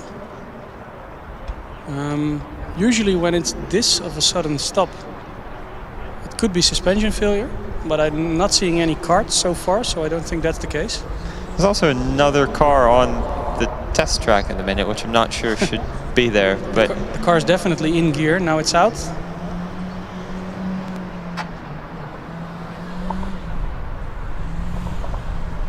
I think we know what's up there. Might be the driverless practice brake or the scrutineering brake. Oh yeah, the emergency brake system test, yeah. Could be. Yeah, that makes sense now.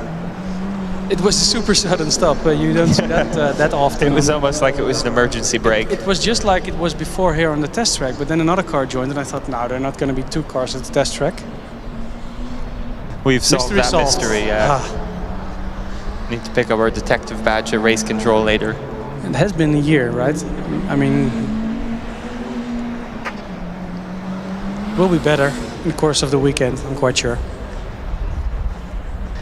Our car 41 from Vienna.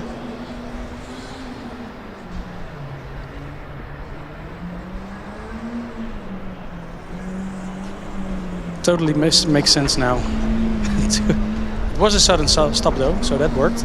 I mean, yeah, I guess that was a good thing for them though. Normally such a stop is not a good thing, but now it was.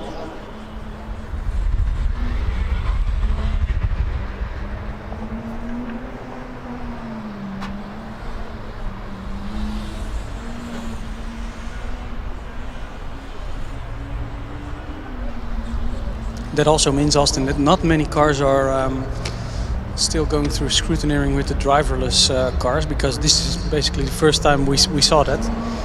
I think most teams who might be able to drive with driverless by this point shall be focusing on the regular events and say for the driverless, okay, let's try again on another event, which makes sense. Although you do need the points if you want to win this event, I guess. Yeah, it will be interesting because we know some of the top teams have opted not to fit the driverless equipment to their cars and just take the hit of around 150 points, or up to 150 points for not attempting the driverless disciplines.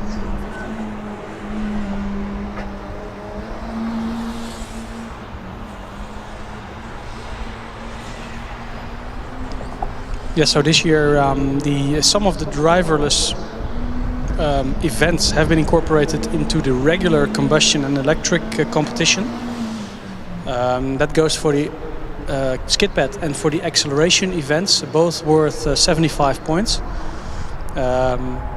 So yeah, teams not doing that can score up to a maximum of 850 points. We have seen yesterday about 10 cars, I think, doing a a driverless skid pad. Of course, the 75 points is only for the fastest cars. If you're one of the slower cars, then it will give you between 5 and 10 points, let's say, if there are 10 cars. Yeah, and just a reminder, there is no separate driverless class this year. It's all of the cars competing in the driverless events are either combustion or electric cars, but there is a separate driverless cup for those cars, which just accounts for all of the driverless events and the scores in the driverless events. So there still is a driverless cup to be won. And in that cup you also have the driverless autocross and track drive. Exactly, and the driverless design as well. Yeah, so only in the regular, I would say, competition, only the acceleration and the skid pad driverless events are incorporated. If you want to do more driverless things because you like it or you have plenty of time or you want to win that cup as well, you have to do some other extra things as well. Exactly. And the formulas for calculating the scoring in the driverless cup are slightly different than the formulas for calculating the scoring in the main combustion electric events for the events that are crossed over, so the skid pad and the acceleration. Basically, it makes a lot more sense if you read the rule book.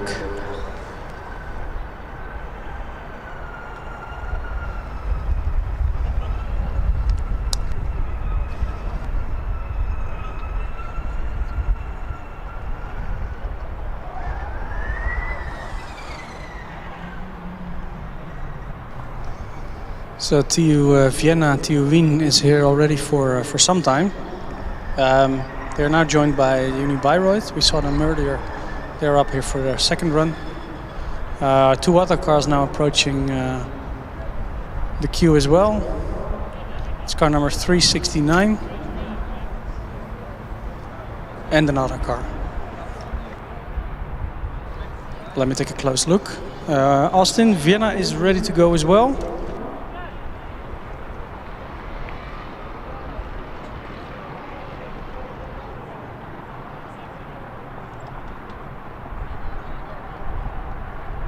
Yeah, Vienna's taking the green flag now. Car number 369 now also entering the queue. That's TU Bialystok from Poland. And also UAS Hanover, car number 284 now in the queue. Vienna looks fast, Austin, don't they? Yeah, they're flying 5.01 right-hand loop.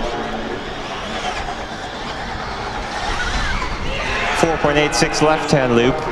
Time 4.94. That, Austin, is identical to the first lap of Tallinn. Was also a 4.94 on their first run. And they're still in purple, so now Vienna definitely will be challenging Tallinn for the purple time of the day. Yeah, let's see what they can do here.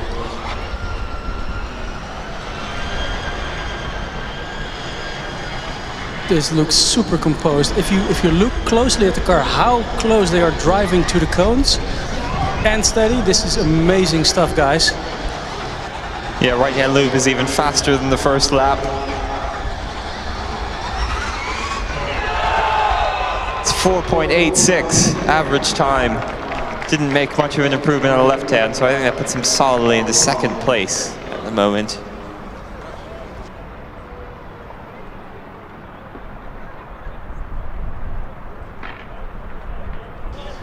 TU Bialystok now being pushed away from the front of the grid. I don't think they were able to start their car or not allowed to. Could you take a closer look, Austin? Did you see it? I was actually watching Vienna. I can tell you they didn't attempt to start the engine. So I'm not sure what the reason was, but hopefully they'll be back shortly.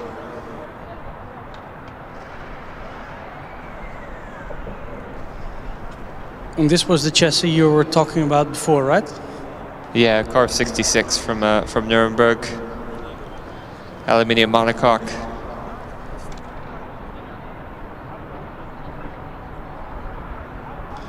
They have been doing that for quite some years now. Yeah, I can't remember how many years now, but at least in my recent memory, every car of theirs has been constructed in a very similar manner.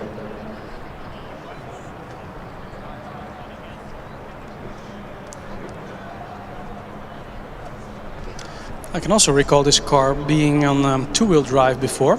I don't know if they already switched to four-wheel drive last year or this year, but this year they're definitely having a four-wheel drive setup.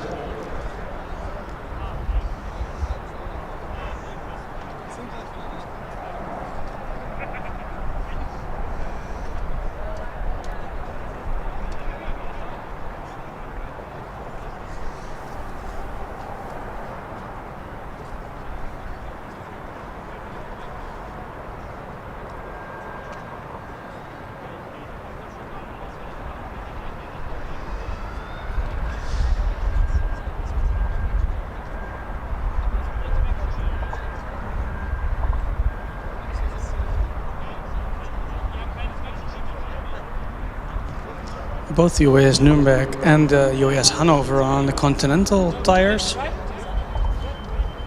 After that, now Uni Paderborn is back in the front of the queue. They were here before, couldn't start their car, and now they are back. They're driving on the Hoosier tire. Meanwhile, car 66 from Nuremberg takes the green flag. This is their second run. I like these non-aero four-wheel drive concepts. I like these kind of cars, Austin. They're so nimble. And you can see a lot better what's going on without all the aerodynamics around. Whoa, a big slide and uncontrolled. They clipped the cone, which is now actually... Oh, they're not hitting it again. Yeah, I thought he was going to hit it twice. He doesn't seem to have slowed down coming into the exit lane. He was in a hurry to get out of the skid pad terrain for sure.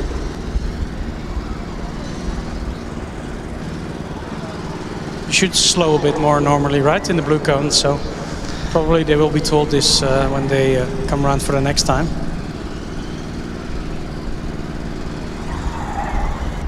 That's an improvement for them, though, 5.76. Oh yeah, this was of course their last run of the day, so they are done with the skid pad event with a good improvement. Although they had the cone, let me check what is the impact of this cone. Their previous fastest run, the previous run was a 5.8, so with the cone, actually their first run will be faster, if that was a clean one. I can't remember, but I think it was. Yeah, I think it was as well. We haven't had very many cone strikes this morning. I can only remember about 4 or 5. It's been reasonably clean running on the skid pad so far. We've only got about 45 minutes left. In terms of cones, it's clean. We have had 2 cars having navigational issues. One of the cars only did 2 right-handers and then went into the finish area. And the other car did 3 right-handers and 2 left-handers. So they made 5 turns in total, which also, of course, was a DQ. It's like Paderborn is being waved around Hanover. So the next car we see to take the green flag will be 58 from the University of Paderborn. Yep, they are here for their first run of the day.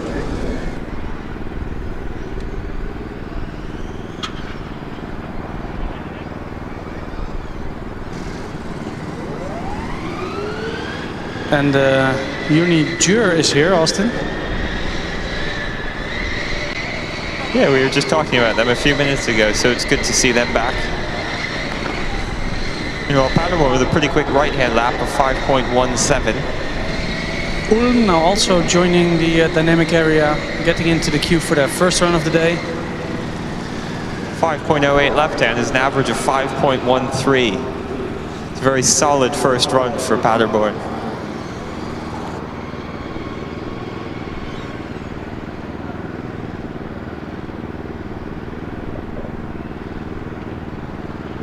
Opting not to take their next go right away.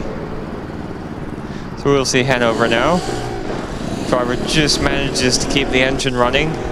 The revs momentarily dropped very low.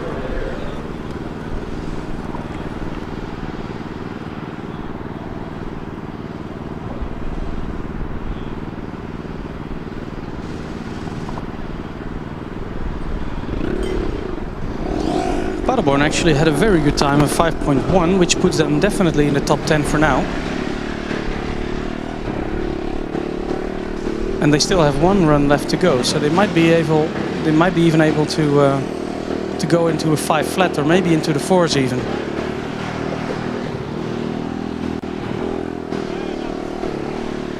So Unijur now instructed to fire it up.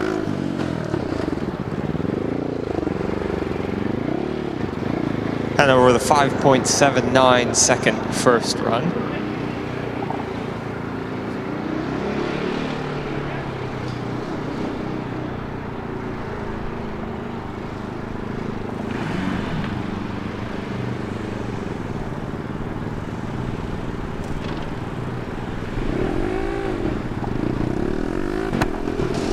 Unijur is a very nice looking car, Austin.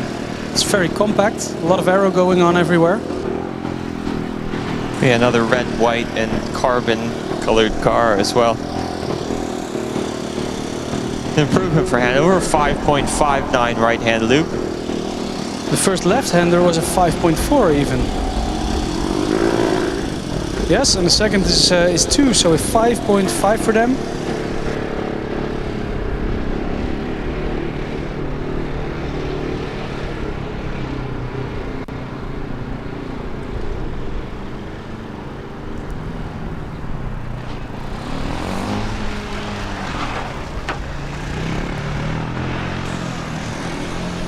And the driver from Jor takes out a cone on the first right-hand loop.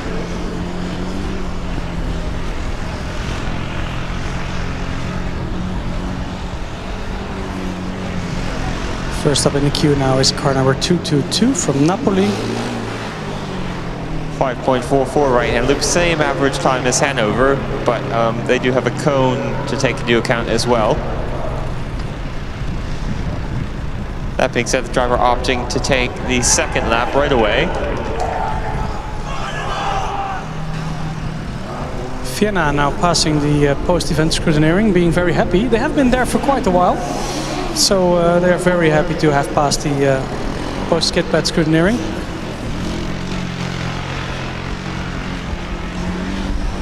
So, Unijur.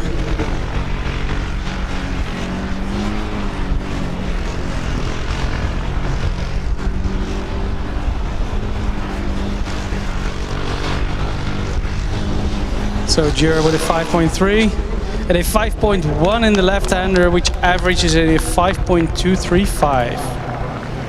And that run does look clean as well.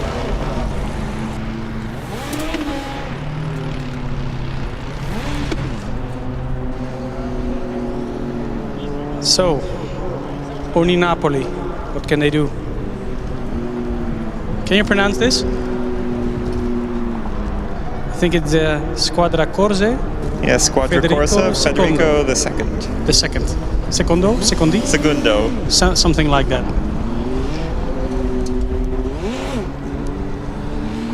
Their engine is a Honda Hornet CB600F from 2007. 4-cylinder with a 600cc displacement. 599.4 cc displacement, to be honest. Back from the days when we had the 600cc limit on Formula student cars. First run of 5.78 seconds. They are the car that runs a synchronous belt from the servo motor to the vertical steering column. So their steering system is quite interesting. You see? Oh yeah. The SSVSC, as some people call it. The acronym.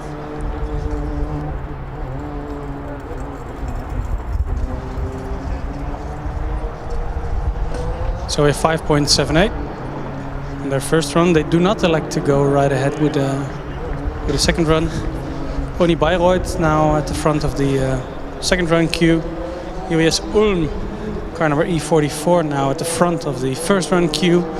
Austin, which other cars are now in the queue? I see a big queue lining up. Yeah, behind Ulm we've got TU Munich, car 31. The car from Constance, car 43. University Carlos III from Madrid, car 373. NTNU Trondheim, car 63, who we just saw on the practice track. And US Karlsruhe, car 399. And we're all lined up in the first run queue at the moment. Just over 35 minutes remaining in the event.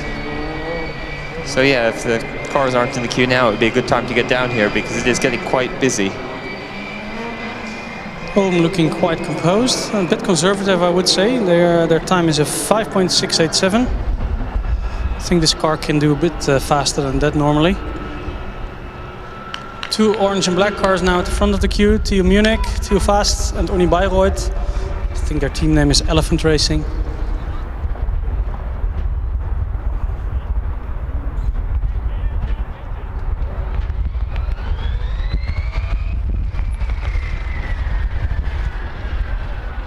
Home now definitely slowing down on their first in lap. Picking up the pace now in their second lap, luckily. So AMZ Motorsport with a 5.1 right-hander, that is a very significant improvement. Left-handers, 5.1 on the first. Clean so far, and a 5.130. This is a huge improvement, almost half a second. More than half a second even.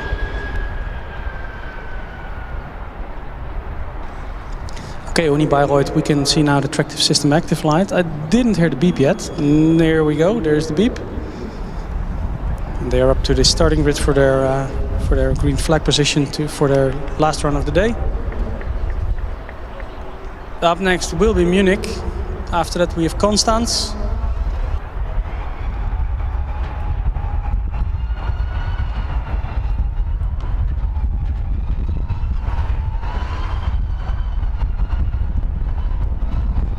Bayreuth, their first right-hander was a 5.8, their second right-hander is a 5.4. First left-hander also a 5.4. Probably they can go into 5.3. It's a 5.5, it's a bit slower, the second left-hander.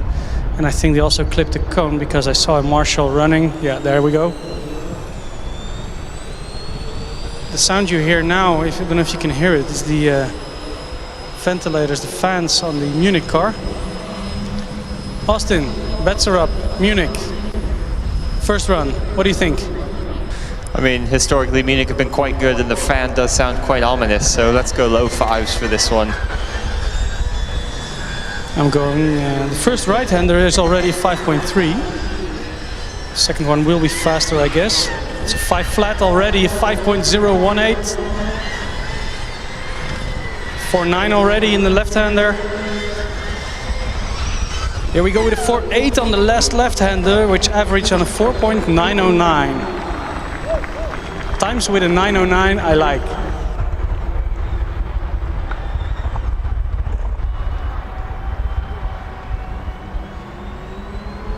Once again, they took my pessimistic guess as a challenge, I suppose. Short reminder, the fastest time of the day is only 700ths away from their current first time. If they keep it clean, my guess is they will beat it, and they can probably beat it by quite a margin as well. Usually we see an improvement of 1 to 2 tenths between the first and the second run. So that would put them in the 4.8, maybe 4.7 territory.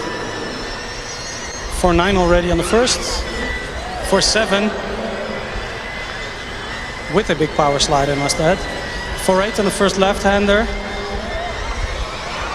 And here we go with a 4.742 on average, the fastest time of the day by quite a margin. Yeah, that was impressive.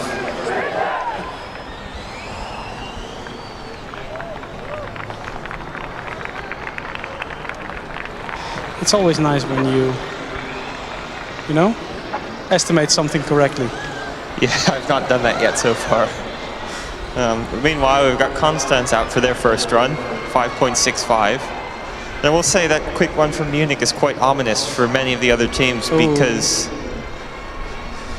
basically you only score any meaningful points if you're within 25% of the fastest time. And that's going to bring it underneath 6 seconds. Car number 373 from Madrid now being pushed away from the queue. That means that NTHU Trondheim is back. And they're up next after the second run of car number 43. AMZ Racing Team from US Constance. 5.5 minus 2 tenths. I would say 5.3 is possible for them.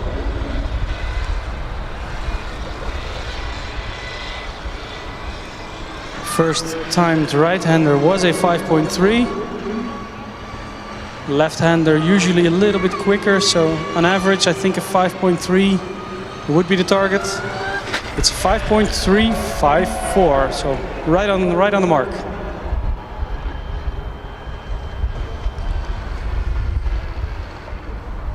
Hey, you're doing good here, Steph. We've got Trondheim now. They were just practicing, so... Yeah, they were here before. They had some issues in getting their car started at the front of the queue. Or they just didn't want to go yet. That could also be a possibility because they were here quite early.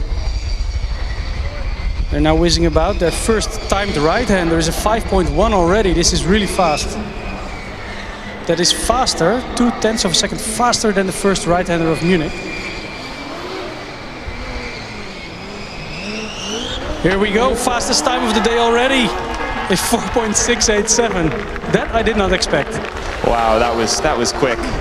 We're just taking massive chunks of time off in these past few runs. In the commentator sheet I also see, oh, it's taking the wrong way there. I do not know the rules right now, whether that's an off track or not. But maybe they're okay. I don't know. I think they will be okay. Yeah, there are quite a few cones over there and a reasonably confusing sign. It would be super harsh, but I don't know exactly how it works. Normally, also outside of the course, an off track is an off track. So they have to improve here. That's the only thing they can do. It's 4.8 already. It's 0.3 of a second faster than their first timed right-hander. 4.6 now on the timed one. 4.6 on the untimed one, left-hander. And the timed one, yes, it's a 4.609 on average. Wow, that is super consistent between all the runs, all the timed runs at least. Good job from Trondheim.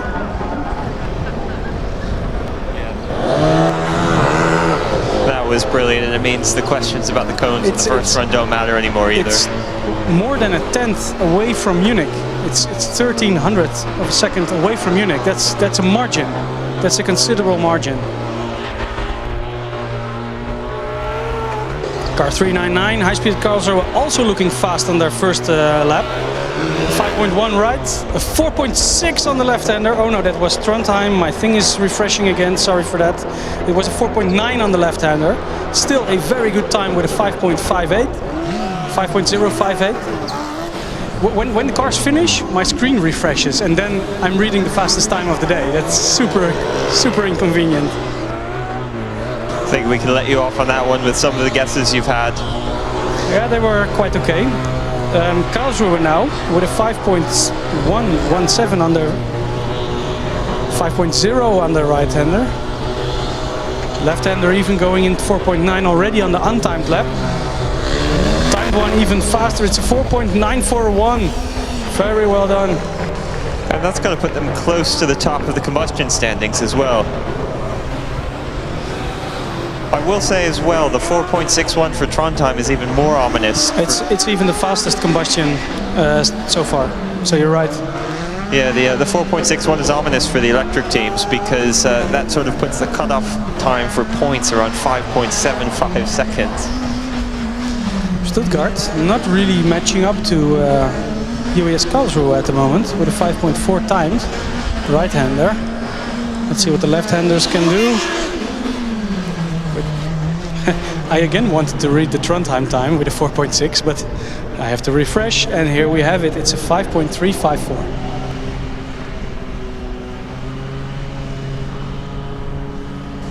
Okay, they elect to go right away for the second run. Conditions are perfect now. There's not so much time left, only half an hour, less than half an hour. So let's see what Stuttgart can do, whether they can come close to the Karlsruhe time. So 5.159, so they're about 1/1500th of a second away from the time lap in the Karlsruhe. It's 5 flat, so on average it's a 5.123.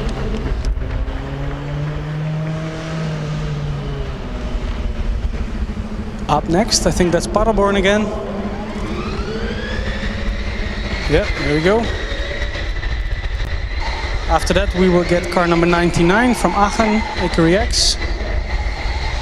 And then we've got 294 from Esslingen. Car 85 from Delft. Paderborn looking clean as well. It's already a 5.089. Oh, in fact, this is their second run of the day. So this is their fastest time of the day, 5.089. That's a really solid time from them. After Delft, we've got car 369 from TU Bialystok. We did see them pushed away earlier, but they're back. And car 161 from Hawk Göttingen. Car 26 from Green Team Stuttgart. And car 373 from University Carlos III in Madrid. Good to see there and then back. They were here before. Were pushed out and now they're back again. Aachen, now we're with a 5.344. Promising left-hander though with a 5.2. If they can keep that up for all the timed laps, which they do right away, then they can definitely have a good time. Maybe even approach the low fives. I think a 5.1, maybe a 5 flat is possible with this car. Let's see.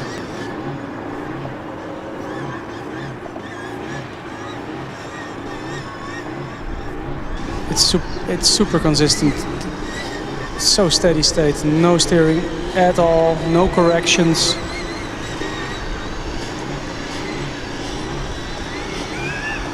It's a 5.182, and the right-handers, to be honest, there were a 5.4 and a 5.3. The left-handers, though, were a 5.0 on the first and a 4.9 already on the second. So some potential left there. Unfortunately, this was their last run of the day. Now, Esslingen, multiple-time winner of FSG. That's not a very good start to their dynamic events, taking out a cone on the first right-hand loop. This is so much different between this car and the Aachen car we saw just now regarding steady-state behavior. This driver is turning the steering wheel all of the time.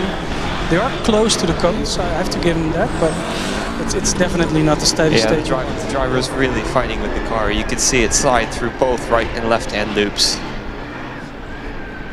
I was also surprised not to hear a fan turn on as they went around. Oh yeah, that was their car, right? Last year or the year before, both?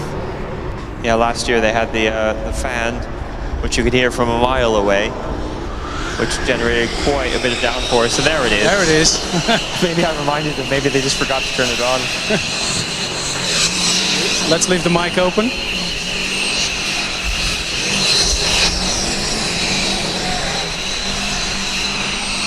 It's a 5.002 already.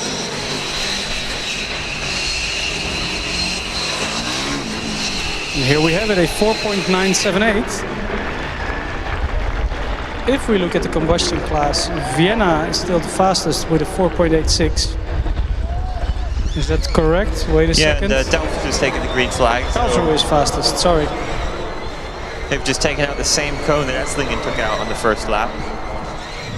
It is looking quite swift though. Wow, it's a 4.8 already on their first run timed lap. Again a 4.8 in the untimed lap. Here we have it, a 4. No, that's runtime again. 4.72 on the left. 4.78 in total. Still, on average, a 4.7 is a great time. I'm still just intrigued why Esslingen only ran the fan on the second of the skid pad laps. Now, are they going left or right? I think the Delft guy needs somebody to say left or right. And it's left. They come around again. That's not a bad idea. Only 21 minutes left. Who knows who else is going to join the queue. Now, let's keep it clean.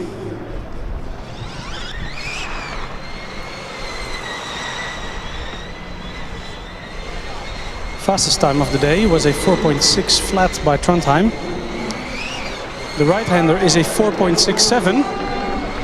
The first untimed left-hander is a 4.738.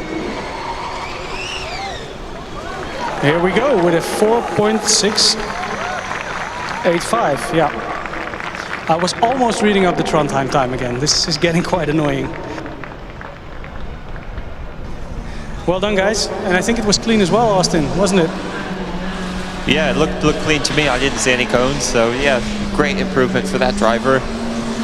Kerber Motorsport from Bialystok now with a 6 flat in their first untimed right-hander. 5.5 second timed right-hander. And I think the untimed one will be lower than that even more.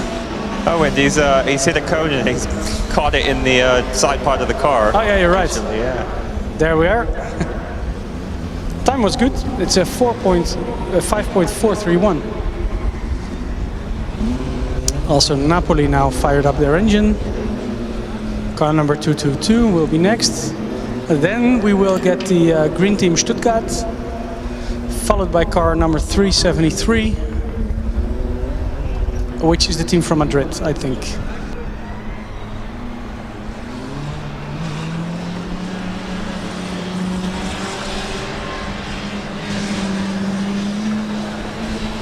This car from Bialystok, this might be fast in autocross and endurance as well. It looks quite nice. I don't think that they're really getting the performance out of this car on the skid pad that they want.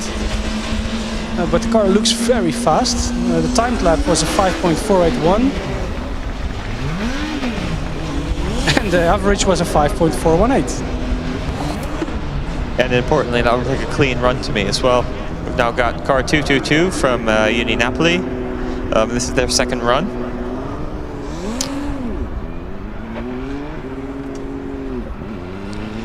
Just a little bit of trouble getting the car into gear, but it doesn't matter. It's on the first loop.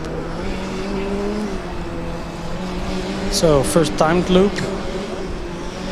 The right-hander is a 5.544, which is an improvement for them.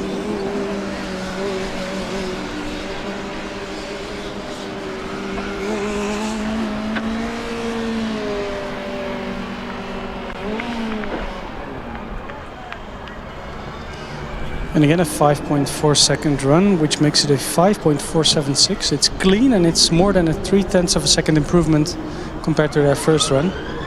It is a nice sight on the left there, Austin. All the cars lining up for the scrutineering.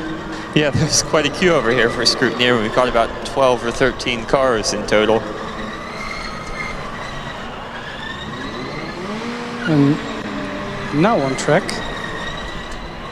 we have the Green Team Stuttgart. Their timed right-hander was a 5.2. Timed left-hander going into the 4-second mark, so a 4.977, which averages on a 5.111. For the second run, if they do elect to go right away, they will definitely be looking to go below the 5-second mark. Although I'm not so confident they can manage to get into the Trondheim and Delft times and the München time with a 4.6, 4.4. But let's see, I mean, they really obliterated the competition in, I think it was in Austria, in terms of speed. So this car definitely is a fast car. It's a 5 flat already on the first untimed right-hander, with a 4.9 on the timed one. 4.8 on the untimed one. And the timed one now a 4.79. 4.79. I had the refreshing thing again. 4.87 average for Stuttgart Green Team. Okay, so when the last lap comes, you take over, right? That's how we do it. Theo Dresden, car number 59. Back here with us. And also back is UPC Manresa, car number 225. After that, no queue. Yeah, it's gone a bit quiet again. There's only 15 minutes left. You'd think that everybody who had a car ready to go would have been here by now. And I think most of the teams I would expect we've seen. Yeah, just as I mentioned before, the one that I haven't seen, which stands out, is GFR. You are correct. Not seen them yet. Meanwhile, it's a time of 5.85 seconds for the team from Madrid. It's a good looking car. Yeah, it sounds nice as well. I am curious for the puck test. So you see how low that car is? How low it rides? Oh wow, yeah, it's practically scraping the ground.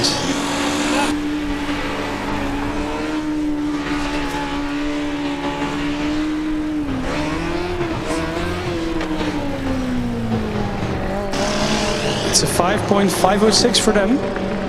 So 3.5 tenths of a second improvement for them.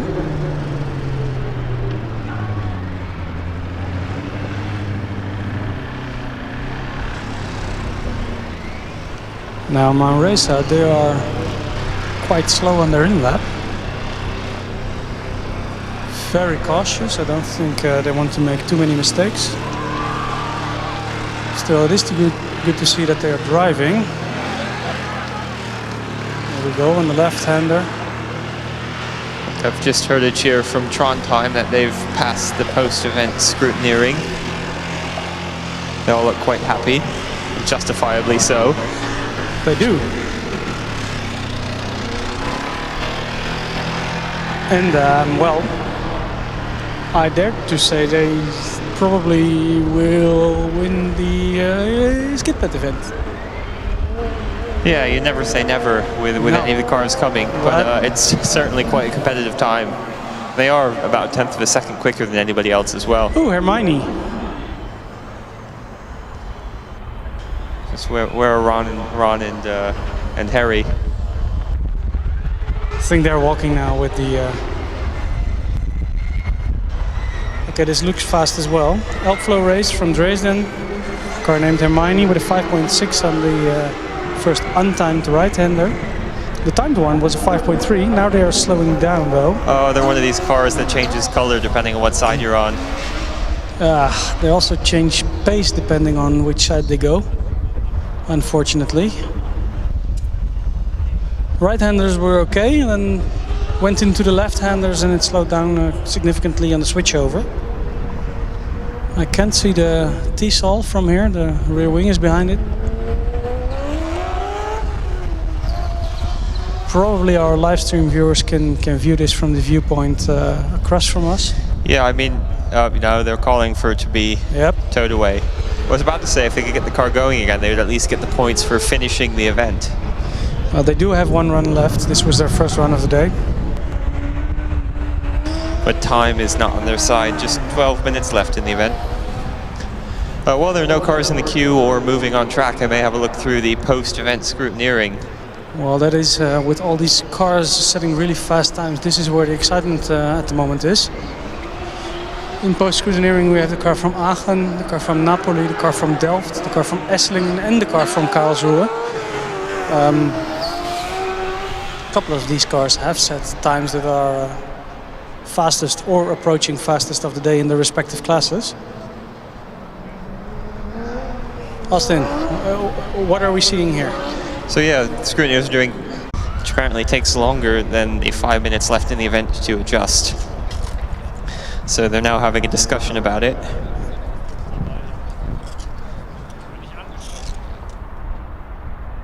Meanwhile, Tia Valencia using one of the most important pieces of equipment on their car, the roll of duct tape. Together with zip ties and WD-40 fixes most problems. There's this engineering flow chart, whether it's loose and should be not loose, or whether it's stuck and should be not stuck. Yeah, that's a good one, and it's pretty accurate as well.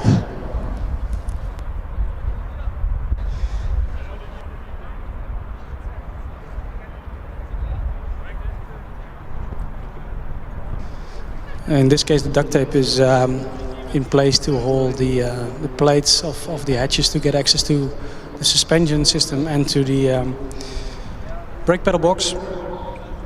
This is quite common for all the teams. Göttingen now is starting, no, not starting their car. They're being pushed out, while the car that was started was the DHBW Stuttgart car.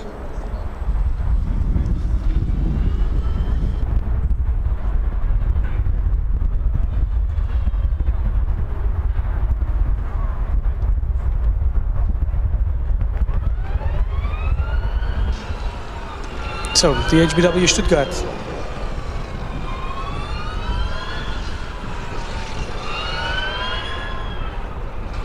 It's a 6 flat in the first untimed right-hander and a significant improvement in the timed one with a 5.75. The untimed left-hander was a 5.5. And now the timed one with a 5.69. So actually the untimed left-hander was faster than the timed one. Well, I have to get out of the way a bit for cars moving around here.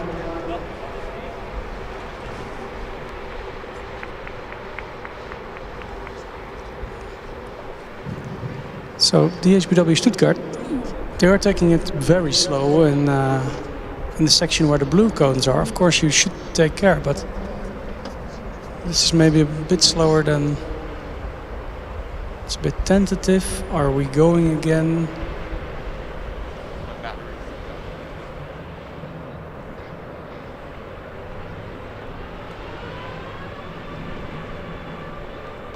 So they come around again.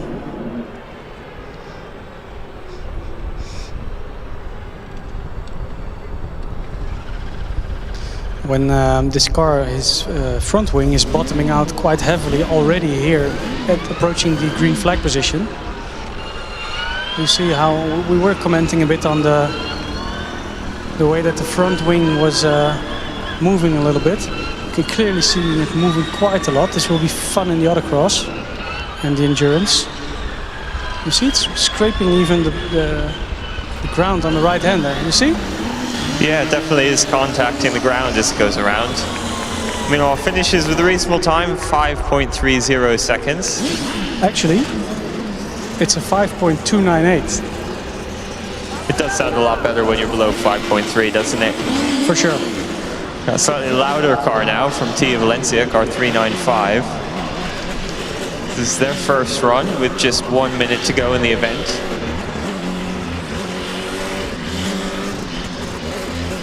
Normally I would think that both of the cars in place now get one shot. It's their last run of the day. And they probably will close the dynamic area now at the beginning point there. I see cones being picked up. Yeah, I think these two cars will be allowed the last run. And now he's heating the tires or so, but they're already done. So that's 5.5 seconds from Valencia. They're not done, sorry. They have still one run left. Heating the tires from left to right. Don't know if it really works at these speeds. Yeah, I don't know. I think there's a slightly larger problem with throttle response on this car. It's sort of jerking forward and backward instead of going at a steady speed. It does smell good, this car. It does, yeah.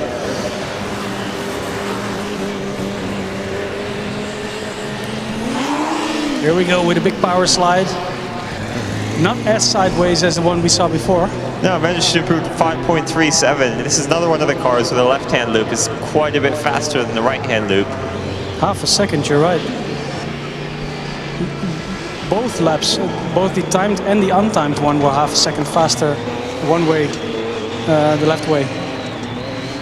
Must be something with the setup of the car then. Or the contact lenses of the driver. Maybe the left one works a little bit better. Possibly, yeah. Gdansk on their last lap with a 5.5 timed right-hander. Left-hander very consistent. It's a 5.493. So average is also a 5.5 seconds. And I suspect now this will be the final run on the manual skid pad here at FSG 2022. Car 59 from TU Dresden. Here we go.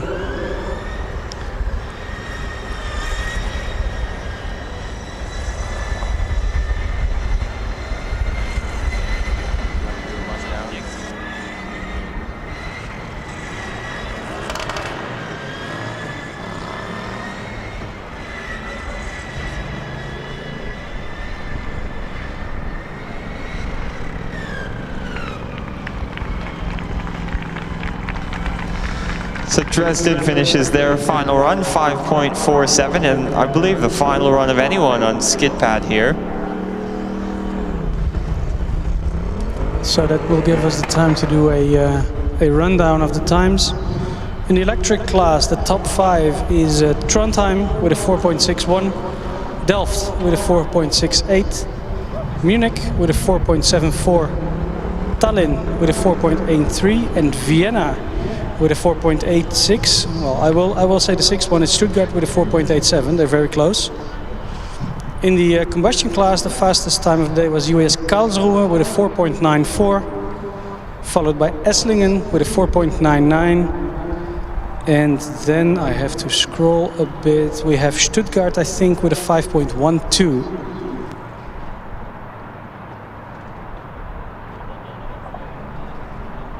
Yeah, it's been an eventful manual skid pad here this morning. Officials are now going to reconfigure this area for the electric or the driverless autocross this afternoon. Meanwhile, the driverless acceleration is still going on the front stretch. So thank you for watching and tolerating us this morning. It's been great speaking with you, and enjoy lunch. We'll be back in a few hours.